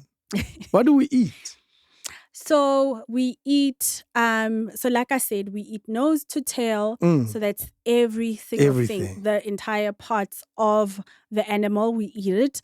And we also eat quite a lot of vegetables. We're not vegetarian necessarily, but we eat a lot of vegetables. When you think about how much morogo we consume, when you think about like all of the, I guess, indigenous that are hard to find, honestly, in the big city. We eat a lot of those lerote. What is lerote? Lerote is like a kind of melon meets pumpkin. Okay. And how we make it, and many other people make variations of it, is with maize meal, and then you add so it becomes like a yellow pap. Okay. Like almost flavored with pumpkin. I got you. Yeah. Yes, I got you. So we eat that. We do. And then obviously then there's the next generation Blacks, which is greatly influenced by like migration and township, Budi Chakalaka, have a history of like the mines and these miners putting together what you have and then ends up as a Chakalaka. Not my version. Not your version. And then of course we're influenced by other people, much like all other people in the world. I was having this debate with someone about like curry. Curry is not African. And I'm like, yeah, it's not, but we've adopted it. True. I mean, for my grandma was cooking curry, so you can't necessarily take that away from me. Much like all other places in the world, they're influenced by all these other cultures because the world started to move around. It has. We have the highest population of Indians in South Africa, outside of India. So Bani Chow doesn't exist in India. Don't tell me. In South Africa. It's here. So what do you call it? It's South African dish. Yeah. I found that a colored community cook really well. I found that, but I don't know what to differentiate. It's like Cape Malay Yeah. kind of cooking, which also is influenced by all the other cultures that they are from and have been influenced by. So I think the other kind of conversation is like authenticity. True. We have What a lot is- of those debates about like, oh no, but this isn't necessarily black. But if generations on generations of generations continue to do continue it, to it eat becomes this way, why unganisha that it's my food as well? But is it a necessary debate even? I wonder. It is. It Yeah? is. Oh my gosh, it is. We Tell must me. continue to debate about what is South African food so that we can begin to work to preserve it, right? It's still bothersome that like it's still a debate, but this is the time to have the debate. Yeah. So that one day, just like ukasanganya that a croissant is French. No. So we must get there. We know exactly where it belongs. Exactly. So this is the road to getting there, is having these arguments about, debates about what is really South African. What was it like and what is it like now? Is it okay to change it? Is it okay to tweak it? It's a PhD paper, that. It absolutely is. It's a PhD, right? The next thing I'm going to study is anthropology and like just like the evolution of like, obviously in a food lens. Of course, of palettes, of the kind of food we end up eating. Yeah, what influenced it? Is it politics? Is it because people are moving around? It sounds like a fascinating paper. It's Magwinya. Yes. Do you have them in the book? I Something do. In the similar first in the book. first book, yes. In the first book, Woolies also launched a ready-made Magwinya. Country. Abalitele country. Yeah. And this was also like an online debate that people were having. They're like, no, but they have mama business. And Well, we can understand the debate.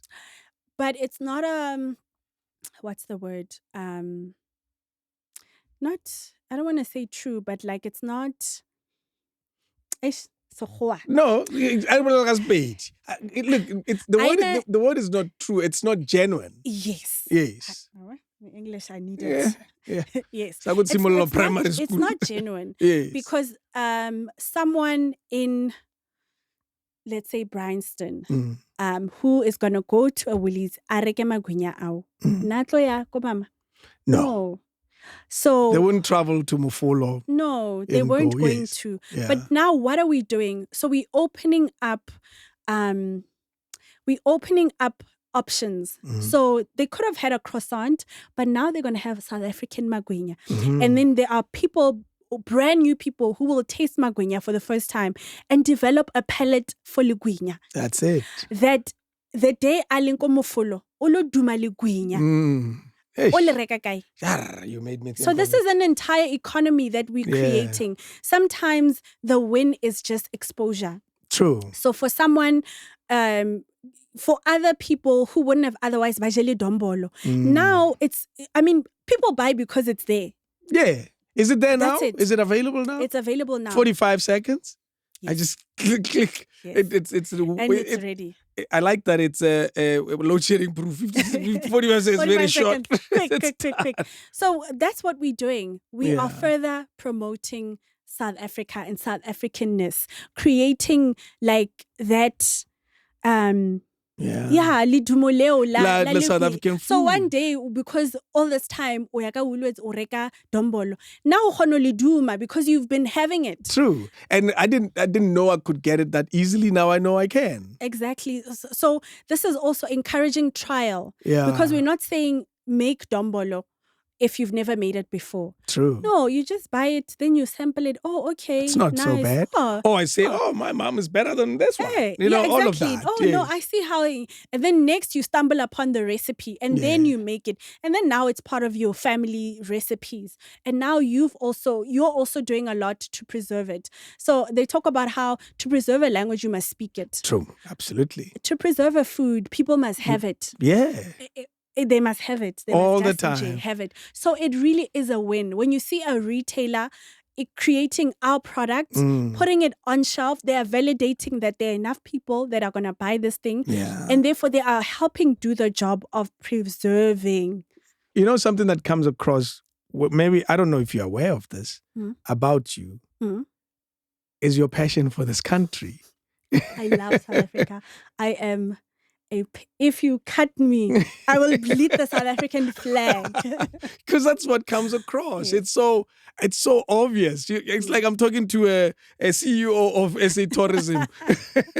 Your passion is so. What is it about us that you love us so much? Oh, my South Africans. Mm. South Africans really are the best thing that God ever did. I excuse it to everybody else.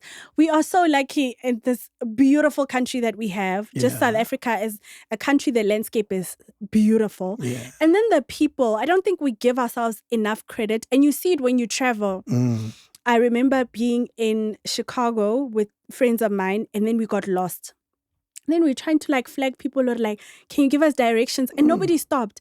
And I had this thought, if I was home, motho na tlo stopa ne, a re bile let me walk you there. Mm. A tsamaile nna, a lebale that they have plans of their own. Ang walk, and we'd be talking like we know each other. Yeah.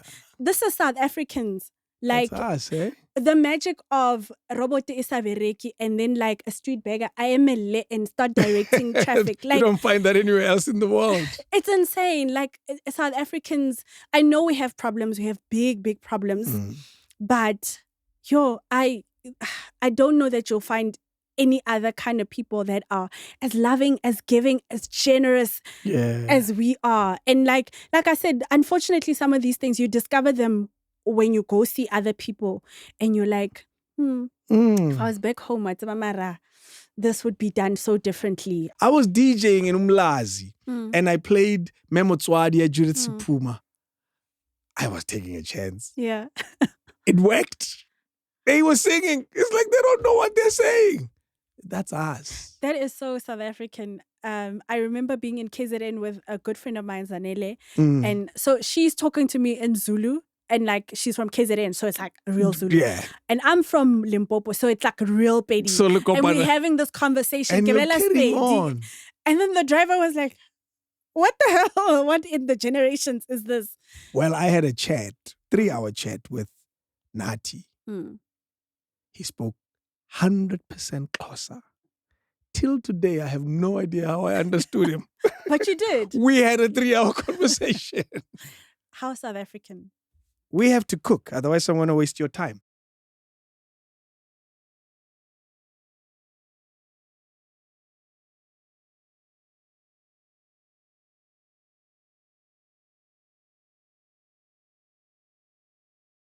Okay. What do I bring first? Because there's not enough space. Okay, let's start with the rice. It goes with this. With everything, yes.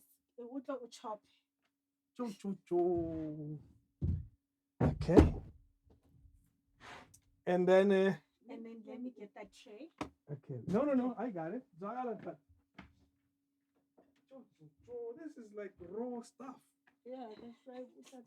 I've never had to mix.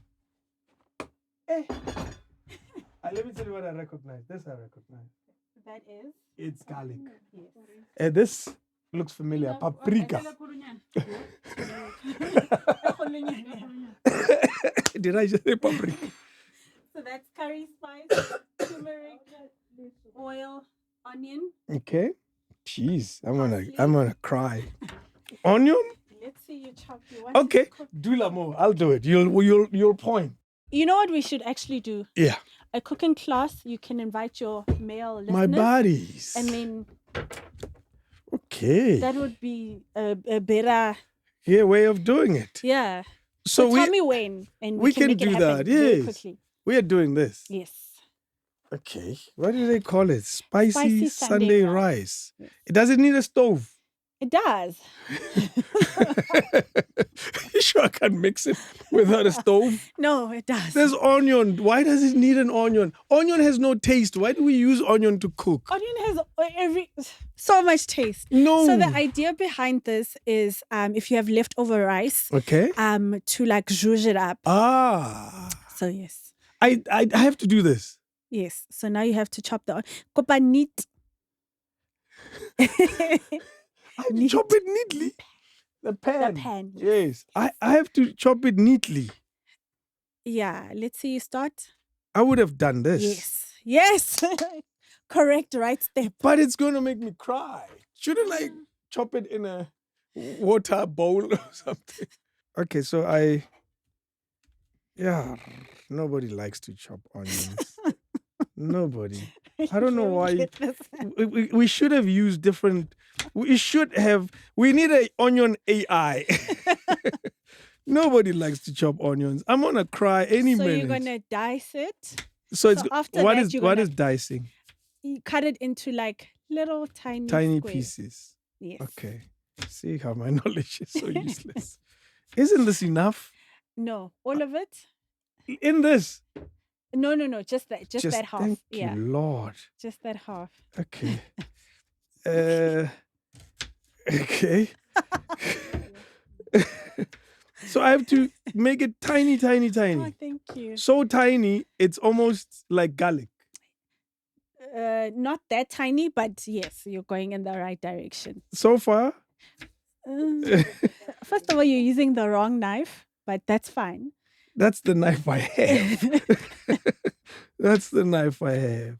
Okay. But that's fine. No, fine. this is going to take forever. It's not taking forever. You're almost done. No. Just don't cut yourself, please. No. That won't happen. Okay. So the idea is if you have like leftover rice, how do you zhuzh it up? Yes. So we are treating that rice as leftover rice. As leftover rice. Okay. Yes. There we go. So you're going to make it nice and spicy.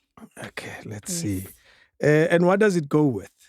It goes with anything 7 colors. So when all those things we have got 7 colors. Okay. That if you wanted, you could have also added peppers. So they call it robot peppers.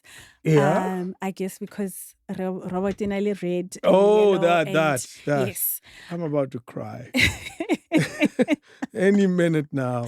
And I hope it's still filming. I was doing well, and now for some reason. Surely there must be a clever way of avoiding tears during this process, right? There are actually pre-chopped onions in the stores. Of course there are. Yeah. Why did we do this then? Because you wanted to cook. Why did we do this? Okay. I promise you this is the hardest part. I hope so. This is once you're done with this hurdle, you're done. Okay. We need to switch on the stove. Yes. It's your stove, so I'm guessing you know how. Please, how is your mother then? I don't know what I'm doing. So I should continue dicing. We're good. Does this take long to prepare? It does not. So It's especially if you have the because rice. the rice is almost the rice is done. cooked, and then we also cook the lentils. Okay. Mm-hmm. Oh, that's easy. That's boiling. Yeah, that's just boiling. As you can tell, I'm crying. All right, I want to manage stuff for that. Not that I don't know. I'm just. What do you eat? Don't ask such personal questions. See, show me. Ha.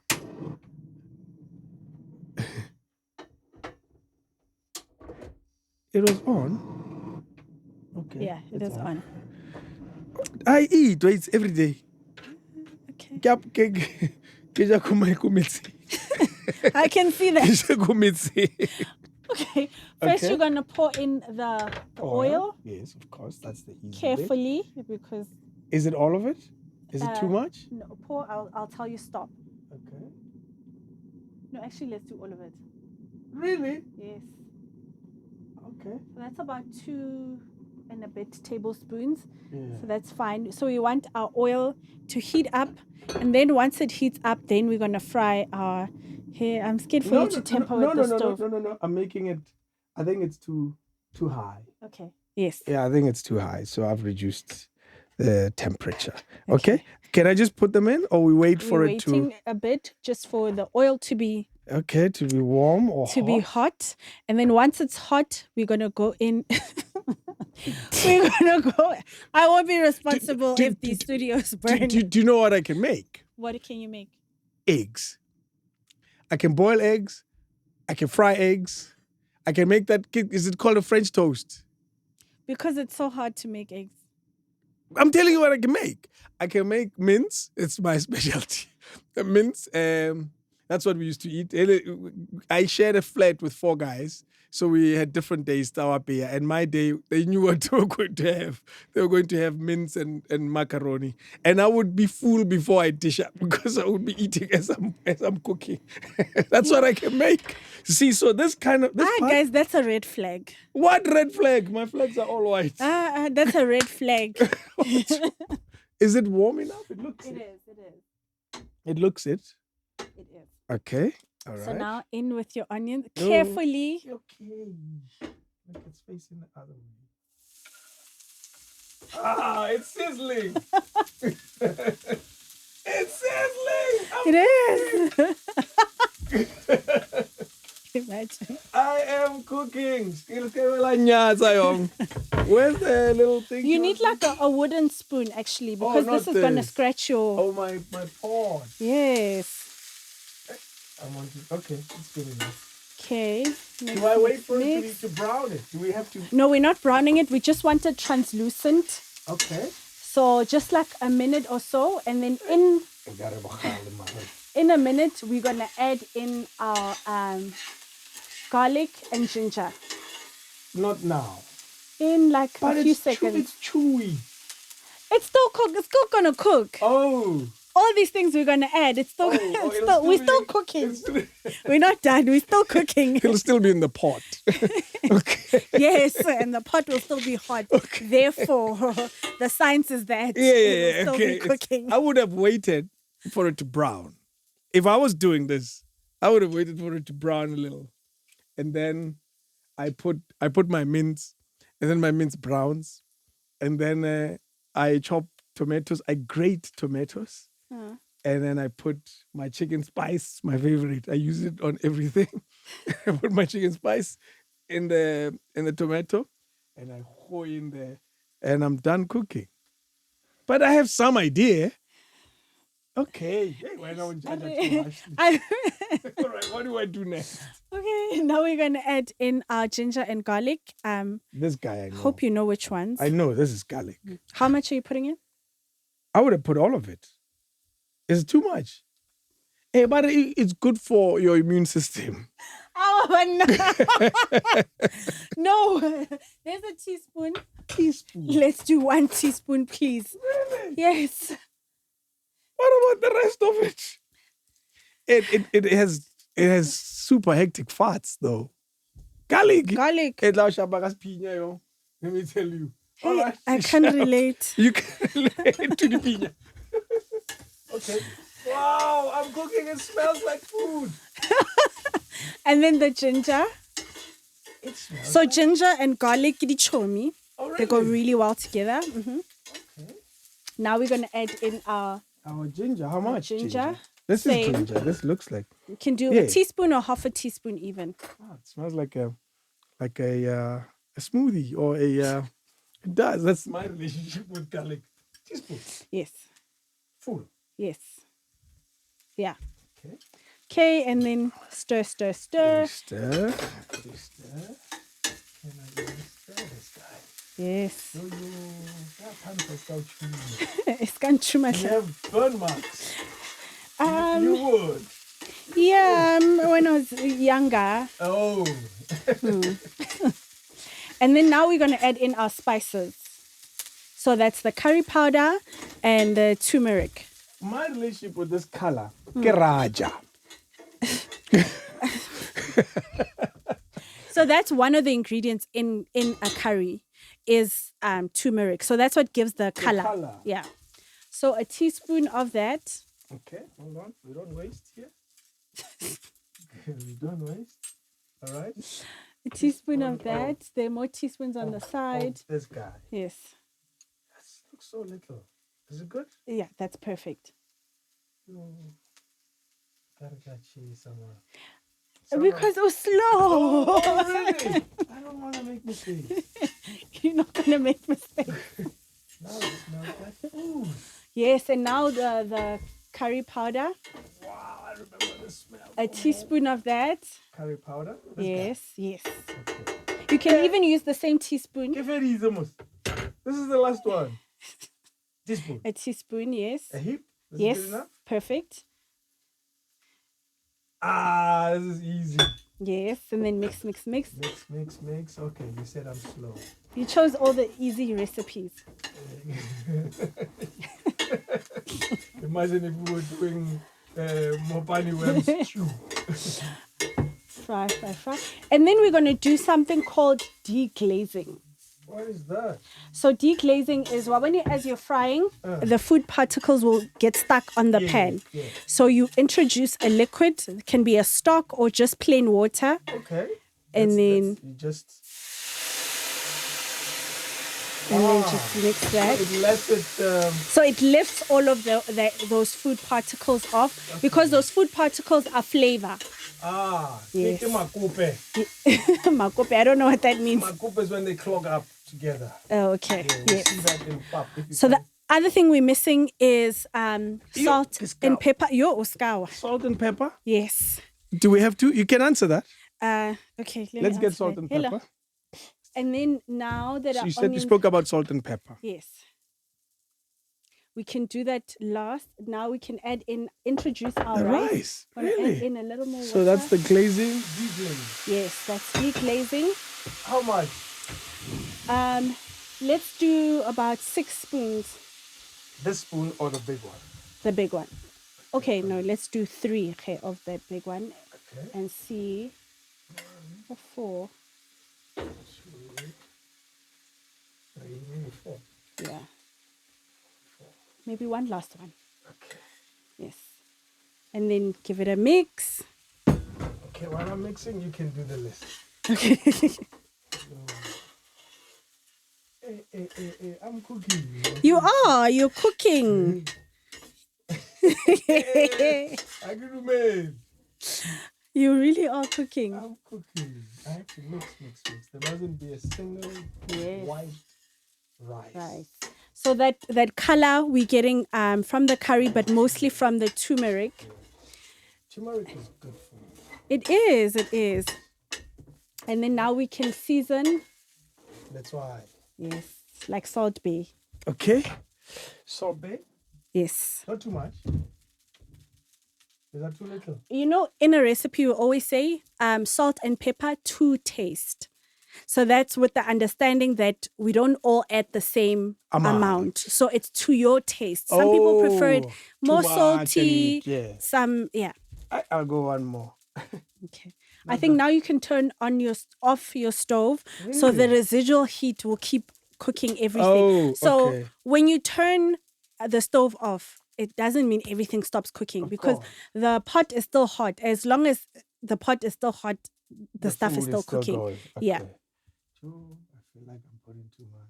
That's fine. And then let's add in a spoonful of our lentils. Don't we need chicken spice at this stage? Is this enough? Kill number 26 gun. Let's do 2. Okay. 26 gun. 6 gun. Always. Is it a spice? It's a spice that people put in everything. Everything. They call it mother what? Mother-in-law. Mother-in-law. I know mother-in-law. You're ruining your pot. Sorry. Oh, it's like a scratch. Okay.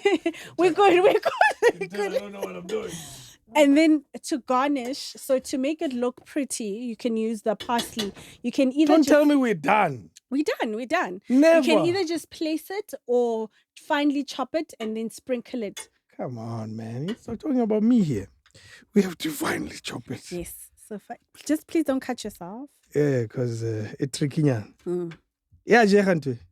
Yes. Sorry. Okay. Absolutely. All herbs. Okay. I cooked. I cooked. Wow, man, this is so exciting. You did it. Yeah. Yay. I cooked. Yeah, mon mabitse mon not on Out of a discount. I cooked. And then you can just sprinkle it on your. Yes. How's your shot of this food I'm doing? You're supposed to sprinkle it. Oh. No, it's fine. Okay. So now it's done. Voila! Voila. You didn't burn the studio. No, I which is a didn't. win. All right, let's do something else. Now you're excited. Something else. Yo, I feel like this is a waste though. No, it's not. You can put it back in the. Or do another one. Or do another one. Oh yeah, the yeah, makers Patele, of the the makers product, of this so product. can I advertise forget. them. Tato? Are. Let's fetch another one. This is exciting. I have never. This is new. So now you know how to make this. Okay, I need to taste. You need to taste it. Yes. God bless me. Don't bless. Don't burn. Wow, I made this. And you can make it even more spicy if you want, adding I more can add- curry powder.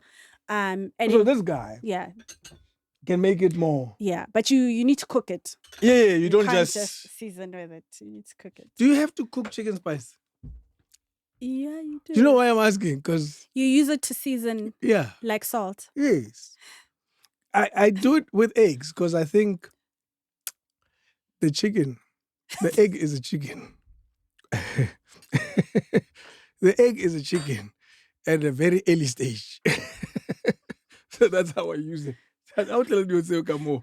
We're going for the next one. I really am trying not to judge you, but That's my life you're talking about there. Okay, what do I need to do next? okay. So basically, blanching Okay. is cooking something in very hot liquid. So Okay. this time we're going to use boiling water, Yeah. and then especially like green veggies. Yes. So cooking it, and then once it's cooked, like I said, once something is in heat, it's cooking. So we are gonna cook it in the boiling water and then take it out and shock it with icy water so it stops the cooking. What? So that's how you retain that beautiful green color. Oh, you cook it, and Very quickly, like a few minutes, okay. and then take it out.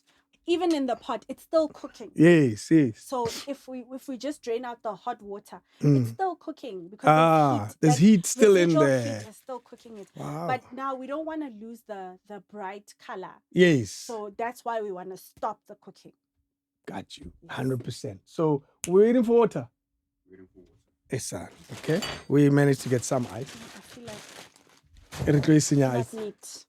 Okay. And what is this? That is whole grain mustard. Okay. I wouldn't recognize it. You know, like yellow mustard? Yes. Except that's whole grain. So that is because it has nice texture. Oh, wasn't, okay. Like, smooth. So it's just normal mustard. It's mustard. Okay. Okay. Water. Thank you. Give that to the gentleman. Okay. I'm blanching. Things. I am about to blanch. That camera can see me. Okay. So now you're just adding the water. You want. Okay. So let's add it. I'll just cover with this. Okay. So we're gonna do about 5 to 6 like minutes. Okay. So In the- that is cooking. It's cooking. It's cooking. But we want to stop the cooking because we want it al dente. What is al dente? When you can still Bite and into it's it crunchy. and it's crunchy, Ah, yes. got you. So that's what we want with vegetables. So we don't boil them until They are they are gone. done. No. But that's how we've been cooking. Yeah, correct us. But this is also why it's exciting that there is a new generation, particularly of black chefs, because then we must teach our people what we haven't been doing right. Yes. This is why it's exciting to have this new generation of black chefs, because we must teach our people what we haven't been doing right, in addition to still preserving all the things that we have been doing right. Because you're losing the nutrients as you boil something until hey, it's let me tell you, cabbage, we boil it to death. So we want to... And I enjoy that. I enjoy the taste of cabbage with white pepper. You can still cook it without that. So you have to stop at some point. It's called braising. So that's cooking in little liquid, which is unlike stewing. So stewing a lot of water. It's a lot of liquid. So braising is a little liquid. So ukipa ueda And then, so you you're maintain. building. Yes. Yes. You're not getting it all the way. Exactly. Okay. All right. We're about to do that. Yes. So once What is this? What is it called, this thing, this dish you're about to make? eating. It's called a green veg medley. Okay. So another reason why Yes. It looks pretty. Another reason why chefs continue to write cookbooks is for inspiration. On say Sunday you have your 7 colors, you eat vegetables. Yeah. But here's a different way to serve Of them, doing a new this. way of serving them. Because humans, we thrive on newness, novelty, excitement. So that's why. Oh, no, yes. My life feels so good right now because I made that. I'm glad. You have no idea. All right, what's next? So while we wait on that, I think we would be chopping already, this. Yes, they've already cooked that for I must you, admit, actually. my sister chopped these for me. Yes, very Ado? beautifully. Your mom cooked these for me. I'm happy. Very This is done. beautifully. So they were chopped and cooked. Mhm. Ooh, feel like I'm cheating. You are cheating, but Hey man, we shooting a TV show. yeah, the magic of TV cooking. Exactly. So the cooking process at this is easy though. It's super easy. You chop it, you boil it, or do you boil it or blanch it? You also blanch it. Think about all these veggies. We want the color. The color is it's so important. We want it to still look beautiful because we eat with our eyes first and still be crunchy. And still be crunchy. Yes. Okay. So not underdone, but still have a bite. A bite, yeah. It mustn't just melt. Yes, of course. Still have tiny bit of a bite. I think I've had a Bohobe version of this though. I'm sure you have. So it was overcooked. It was overcooked. Whew, okay. All right. Now we are it's getting there. It's getting there. Yes. So I think while this is going, let's make our dressing. The peas are also cooked, I see.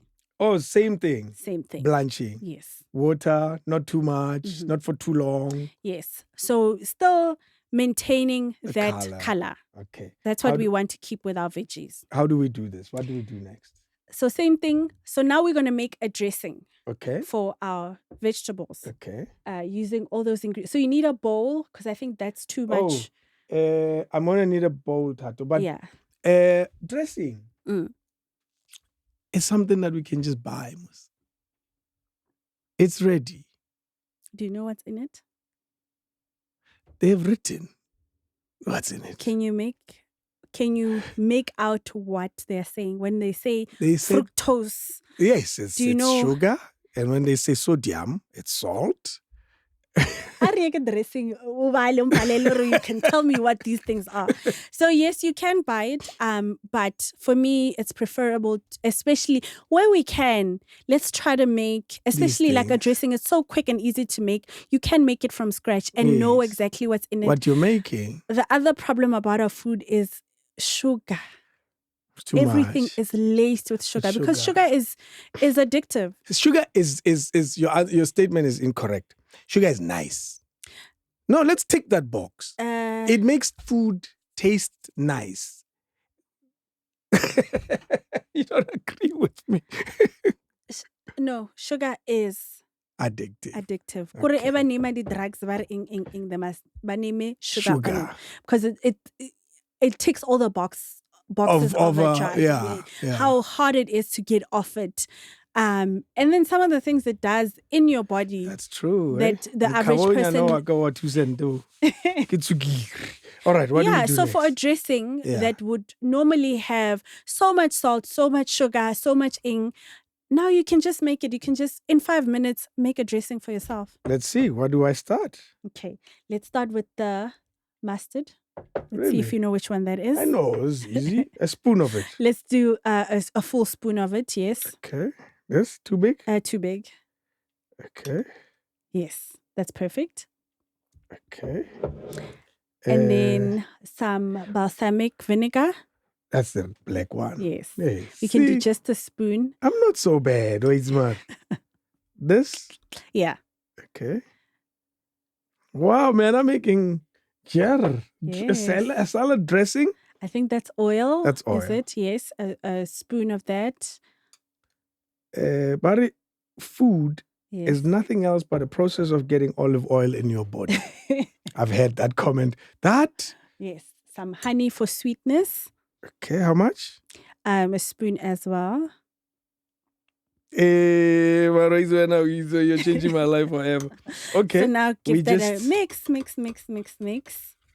It looks like it's too little, but it's and then you can add in some salt and pepper. Okay. No, my life is changing. Salt is to taste. Yes. To my taste. Yes. Or your family's taste. Yes. I hope I'm putting enough. Yes. Okay. And you mix. So we've done this. That's it. So abanikira, you can make your own dressing and know exactly what's in it. Wow. That tastes familiar. So quick and easy to make.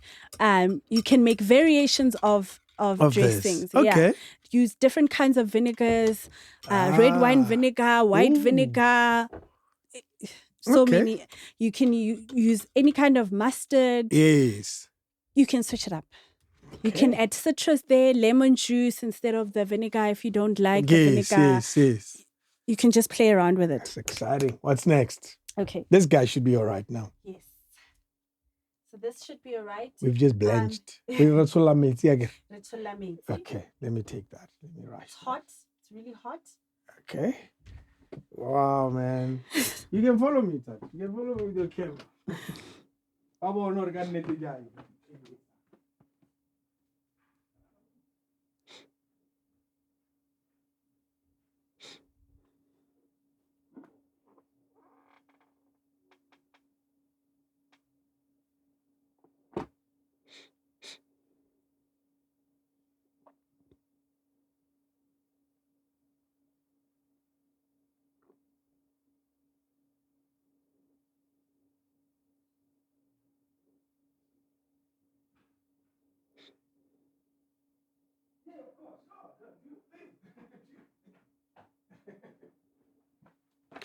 Okay. Yes. All right. Now you usually would use can we get a little bit of water as well? Really? More water? Yeah. Hot water? No. Cold water. Oh, sorry. Yeah. Yeah, okay. I took all the water out. Actually, I can just pour in this one. Yeah. So now. Yeah, you're so brand conscious. I am. We're very good at that. I'm surprised he didn't do it. And then we're gonna add some ice. Oh, because you said it's still cooking. Still cooking. Yes. So you need to stop it. You're changing the temperature. You're stopping the cooking. Wow. So I should attend this class. Look how excited I am about cooking. You should. I wonder if after this I'll do it myself. But this was easy. You should. Yeah, this was easy. And now you have a book. Yeah, of course. There are things that are very difficult in there, but yeah. Like boo. Mix. Boo. Don't even try. Boo. No. That you mix a few ingredients, you fry the lamb, you baste it. There's a stew thing. That's difficult. There's a stew thing there. The one with lembani chow guy on. It's not difficult. I can get the braid. It's not difficult. Yeah, okay. And Ibilani, you can't say it's difficult until you've tried it. I guess. All right. Next, we wait. Mm-hmm. Okay. What do we do? A few minutes. Next? So now we're done. Basically, once this is ready, we can actually use this one. That's already done. So you mix in. Is it we done? Need a bigger. Is it done? That's done. Yes, your sister made it. They're still spoiling me. Are you sure it's done? Your sister made that. Okay. Are you sure it's done? You don't feel like it's done? No. Grab one. It's a little under, but it is cooked. Okay. We'll use it. You're not supposed to kill it, like I said. Can we chuck this into something else so we can use that? We'll use that bowl. Yeah. Wow. So then we're going to combine all our green vegetables, so that it's our peas, our green beans, as well as our long stem broccoli. Then drizzle that dressing and we're done. You see how I enjoy vegetables. So now you have a different way of I making could them. have this all the time. So now you have a different way. When are you the schooling thing? Do you still do it? Where you're teaching people? I still do, which is why I'm like, we must do a cooking class. I think that's probably maybe the part I like the most. Really? Yeah. Uh, And that's where you wonder started. how much you light up. No, Flip, I'm enjoying You will be it. surprised how people just light up from like the sense of accomplishment of like, I never thought I could do this. And now, what else can I do? I did this. You realize what just Wait happened until we here. bake a cake. Yarr! One more. I'll say more. And then it's basically about Blending. just assembling. Okay. Is it too much? Let's do half of that. Okay. It's too much. It does look Yeah. like too much. Yeah. Okay. And then half of that. This as well. And then in Okay. goes your dressing. It's starting to look like the book. It is. And then in goes your dressing, and then you just mix. not waste how much I read. How much I waste man. Box here ultra male. Legile. Okay. What? And that is your easy side. I saw this in your book. Yes, and now you made it. I saw this in your book. Super easy. I want more. More of this stuff. Then you can make more dressing. Watch me. Do you remember how? Watch me. Joe, they're all going to mix together. They're all going to mix together. Go wanna get measure. Hey, I'm boiling it like a chef. This should be a spoon. And then the honey. Yes. Oh, look at me. Yes. I wanna get measure. I cannot tell her. Hi. All right. Oh, I have to season. Yes. I learned fast. So when how quick and easy. To make a Hey man, are you impressed with me? Because I'm impressed with me. Okay. Now we blend. Yes. And then I've seen this in your book. And I can tell you for sure it looks like this. Exactly. And then when you had a photograph. But this is why we make these things, so that like to the intimidation out of. That is so true. Otherwise we are intimidated by it. You can answer that. Let's move to the next one. The next one is also a quick blend, right? Yes. I'm taking a picture. Yay! I made this. Yeah, kinda. With my sister's help. And my house help. That says, Munna, you take me back to my childhood. I used to chop potatoes Really? when I was a kid. No, we're starting with the onion. Again? Yes. You wanted to cook. I don't like the onion. Do we? But where's the stove? We don't cook it. We don't cook it. So that's a red onion, and you can eat it raw. Okay. Yes. Just make it nice and neat, please. Because we Because we eat with our eyes. Okay. Yeah. Super brand conscious. It's amazing. Yes. Other people pay Do I? money to be associated. That is true, So- actually. Do I chop? Yes. Okay. So kind of like what you did before, but nice and neat. Nice and neat. I don't know what I'm doing. Okay, all right, let me try. Yes. I can already tell how these young chefs, because like, even your voice raised is nice and neat. This is not even, the what they get. Yeah. Okay. Oh, I want to do comments once this goes out. Very nice and neat. Very nice and neat. Is this? Please don't cut yourself. No, I'm good. Is it good enough? Or you want more chopping? You're not happy with my chopping. You're not happy with my chopping at all. I mean, Okay. Do you want more? I can dice. yeah, let's not let's not. Okay. You said this is edible, so we're good.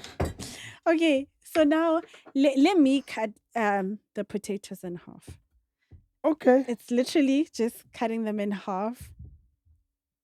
Wow, nana ke tlo palla. I don't know. I don't trust you. Wanyaj. I don't trust you.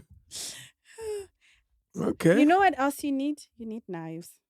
Oh, yeah. I Yeah. hear so. Hore. need You knives. can't be cooking osnadi beans. Osnadi. I have pots. That's a start. When you bought the pots, Norway, Yeah, I had plans. It's more like thing. and then what happened? I'm already crying. Ah. I had plans. I'm crying from this. I had plans that one day I'll cook. And then Have I cooked with them? No, there's a thing called an air fryer, eh? It has changed the way the world looks like. it has. So now, Do I hoy? Oh, wait, one Mhm. last one. Where's that knife? Oh, One last one. Oh. The lonely one. Yes. Mm-hmm. Ore, okay. now we're gonna add. So it's a potato This salad. looks like tuna. We're adding to it tuna, Yes. red onion, some herbs, and then we're gonna dress with obviously some mayo and then a little bit of mustard. See, those I know. Yes. Those I know. I want to go with it. Do I need to mix or just We're gonna hold all mix of them? in the end. Okay. So now you can add your onion. Okay, there we go. Yes. So for a bit of color, Yes. because you know we eat with our eyes first. Ooh. So nice and neat. I sound so shouty. The common statement, nice and neat. That's what we're going to title this video, nice and Nice neat. and neat. Okay. And And then? then now Okay. the other thing to chop What is do going they to be call your this? parsley. We're going to do it at the end. Yeah. Oh, it puts Yeah. it puts It gives color. color, It gives- garnish. Yeah. Then Very nice. you can do 2 spoons of that. And then we're going to do, Only? Are you sure? let's do, actually, we can do all of it. Yeah, I think And then so. do a spoon of the there's mustard. A lot There's of there, it is a lot. Go tla ba le scaftini for the crew. No, of course, there's enough. Like my whole family is here supporting this exercise. Patlare, Maroit. And I remember when I called. That's a loving family. Do you know, interesting, when it comes to food, my younger sister is incredible. Ah, Already the stuff that we took back to the kitchen, Mm. she's already cooking them up, doing other That's things with them. amazing. Yes. Okay, let's do a spoon here. Okay. You see how I got spoiled? That's how I got spoiled. Okay, just a spoon and then we're going to mix. Okay. Okay, and then We mix. Just. Yeah. Just combine everything This nice is- and neat. Hey, hey. Nice and neat is the theme. Yes. I think we need more tuna. We do. But let's Little- work with what we have. Yeah. And then you're also going to season with your salt and pepper. You want to make sure everything is mixed. So riskabana, Yeah. where there's white and where there's yellow. There's yellow. So they must all be. They must all, yeah, Sheesh. Okay. amalgamate. Nice and neat. I bet you somebody used to say that at school. Nice and neat. They It hasn't did. left you. This nice and neat thing. Hey, things must be orderly. Nice and neat, everybody. Okay. And then now you can also season with your salt and pepper. And then mix that in. Wow, man. There's your salt and pepper. No, I'm Here's- amazed at my skill Yeah, here. too. I have 3 items. that you made. Batlore, nah, my guy. Even I said that. No, man. So I don't blame them. No, I don't. It's a weird thing. I don't care for it. And people who know, my mom and my sister, Huh. actually my older sister used to do it more. Uh. You know how we eat? We eat everything and Mm. leave meat last. I do that. Most Okay. people do that. Trust me. People will Okay. agree with me, right? We eat everything and meat last. Even my nephew agrees with me. Okay. Clearly, you don't eat like us. Maybe the chef is just different. So they would wait for my meat. No, because they know They knew. when I'm full by the time I get to the meat, and I don't care for it. Oh, wow. So that's been my life. Oh, and pepper. And a little bit of pepper. Okay, nice and neat. Yes, nice and neat. Okay, I need to wipe again. Okay. Mix like a spoon, but you're getting it on your hands. I don't know how. I think that's fine. Really? Yes. You're worried I'll put more. I don't trust you. Nice and neat. And then now we're gonna chop our parsley Okay. and then sprinkle. But parsley I actually need too much. I get it. Oganoir. You can. And you're done. Okay, let me do the right thing. Do the right thing. Okay. Because it looks like chopping parsley is an art all on its own. Because it has to be fine. Yeah, if you had a better knife. Oh, I would do it better, ne? Yeah. But it's okay. It's okay. It looks like it needs a blender. I promise you. It needs a knife. Parsley makes me think of soup. The smell. It's used also there. It is. See, I recognize these things. I know it looks like a gitsi I'm next. so worried you're gonna cut yourself with a. No, man, I'm good. I get it. So I'll tell when it's about to. I think Nice that's and fine. neat. You can sprinkle. Wait, let me make your Nice. salad later.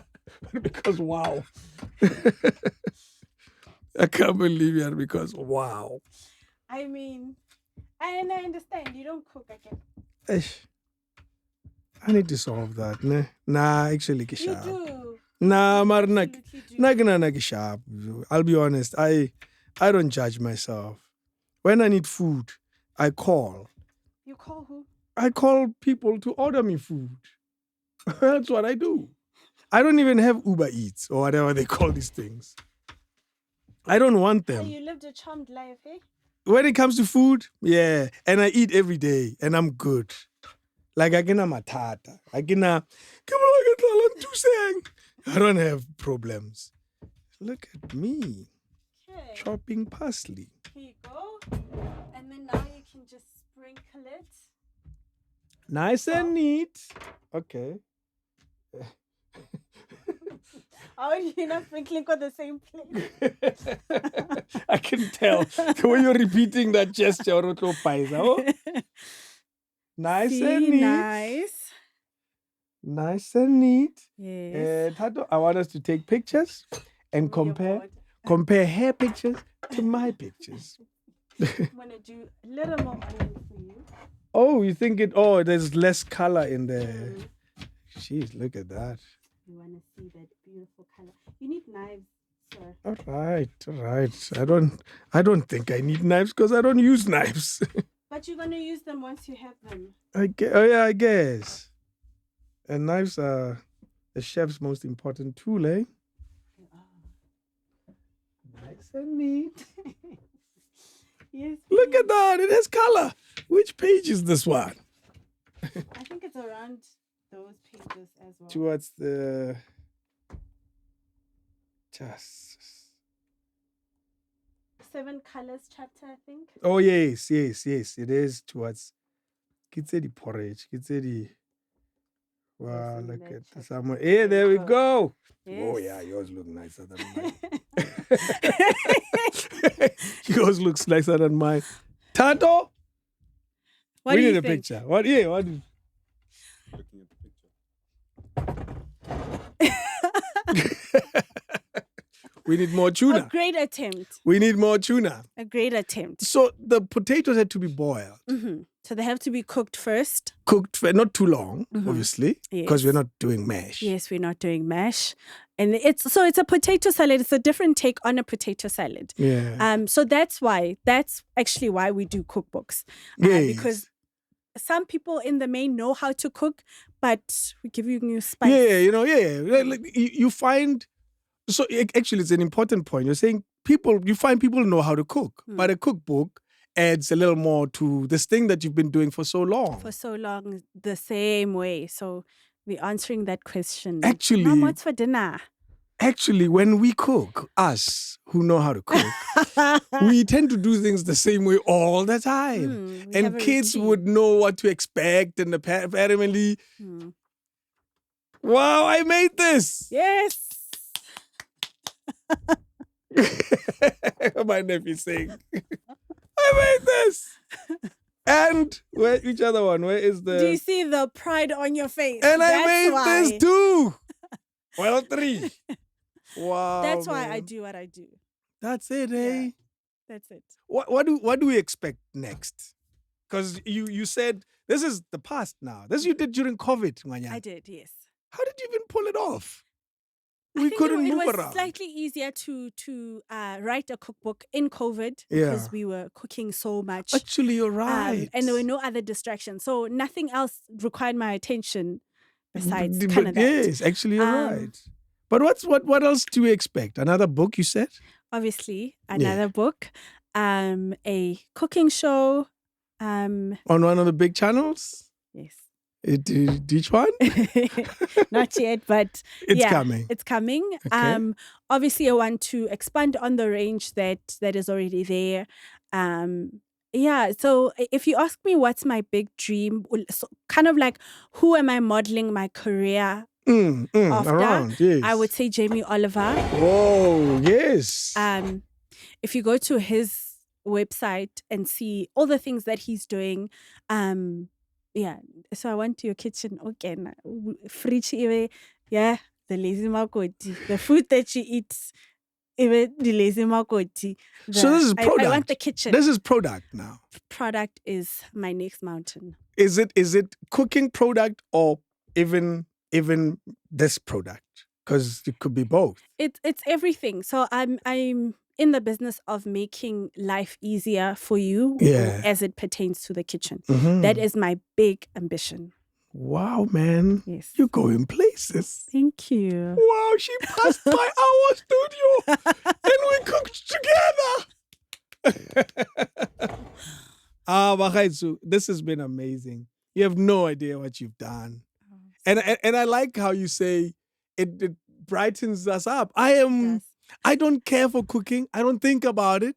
It never crosses my mind at all. Mm-hmm. And I've done this and I'm so happy I did. Yeah, you're so chuffed with yourself. And that's it. That is really man. it. Wow. I was nganga, boss. we can't wait for more. You said, and this is still out for sale. Mm-hmm. It's still available at both shops. Books, yes. They are. Oh, both books are available for sale. Elena Almaguenya as well. Mm-hmm. Next time you're here, we're making this. Definitely. The next time I see you, we're baking a cake. We're baking. Yes. We'll be doing this in the kitchen. Yes. Yes, we will. Absolutely. We must organize. Wow. Thank you. Wow, man. Thank you so much. And I think you're one of those special South Africans that I'm glad we acknowledge you properly because we are. You know, I see you in these spaces. They do. South Africans do. Yeah. Sure, they make me feel so special. And because you are. We see, I saw a recording you did with Anele as well, where she was having food. She was enjoying themselves so much. She was even dancing. Oh. And I thought that was such a cool recording as well. Oh, my darling Anele. Yeah. I would need the whole day to talk about her. Wow. She was enjoying the food. You know, I know people who dance when they're enjoying their meal. Yeah. This has been great. Thank you. Thank you so much for having me and for celebrating me. I feel the love. You asked why. I hope you know now. I have an idea. Get the Lazy Makoti, everybody. I wish you well. May all your dreams come true. Call us. Tell us what you're launching. Whatever platform I have and I can plug. Hey, man, I can only help to support. Hey, and I know some of these are for sale at all sorts of places. Yes. Well, even on your site. Even on my site. Yes. www.thelazymakoti.com. Yes, there you have it. Thank you again. Sharp, everybody. This was fun. Wow, I cooked! King David Studio Podcast.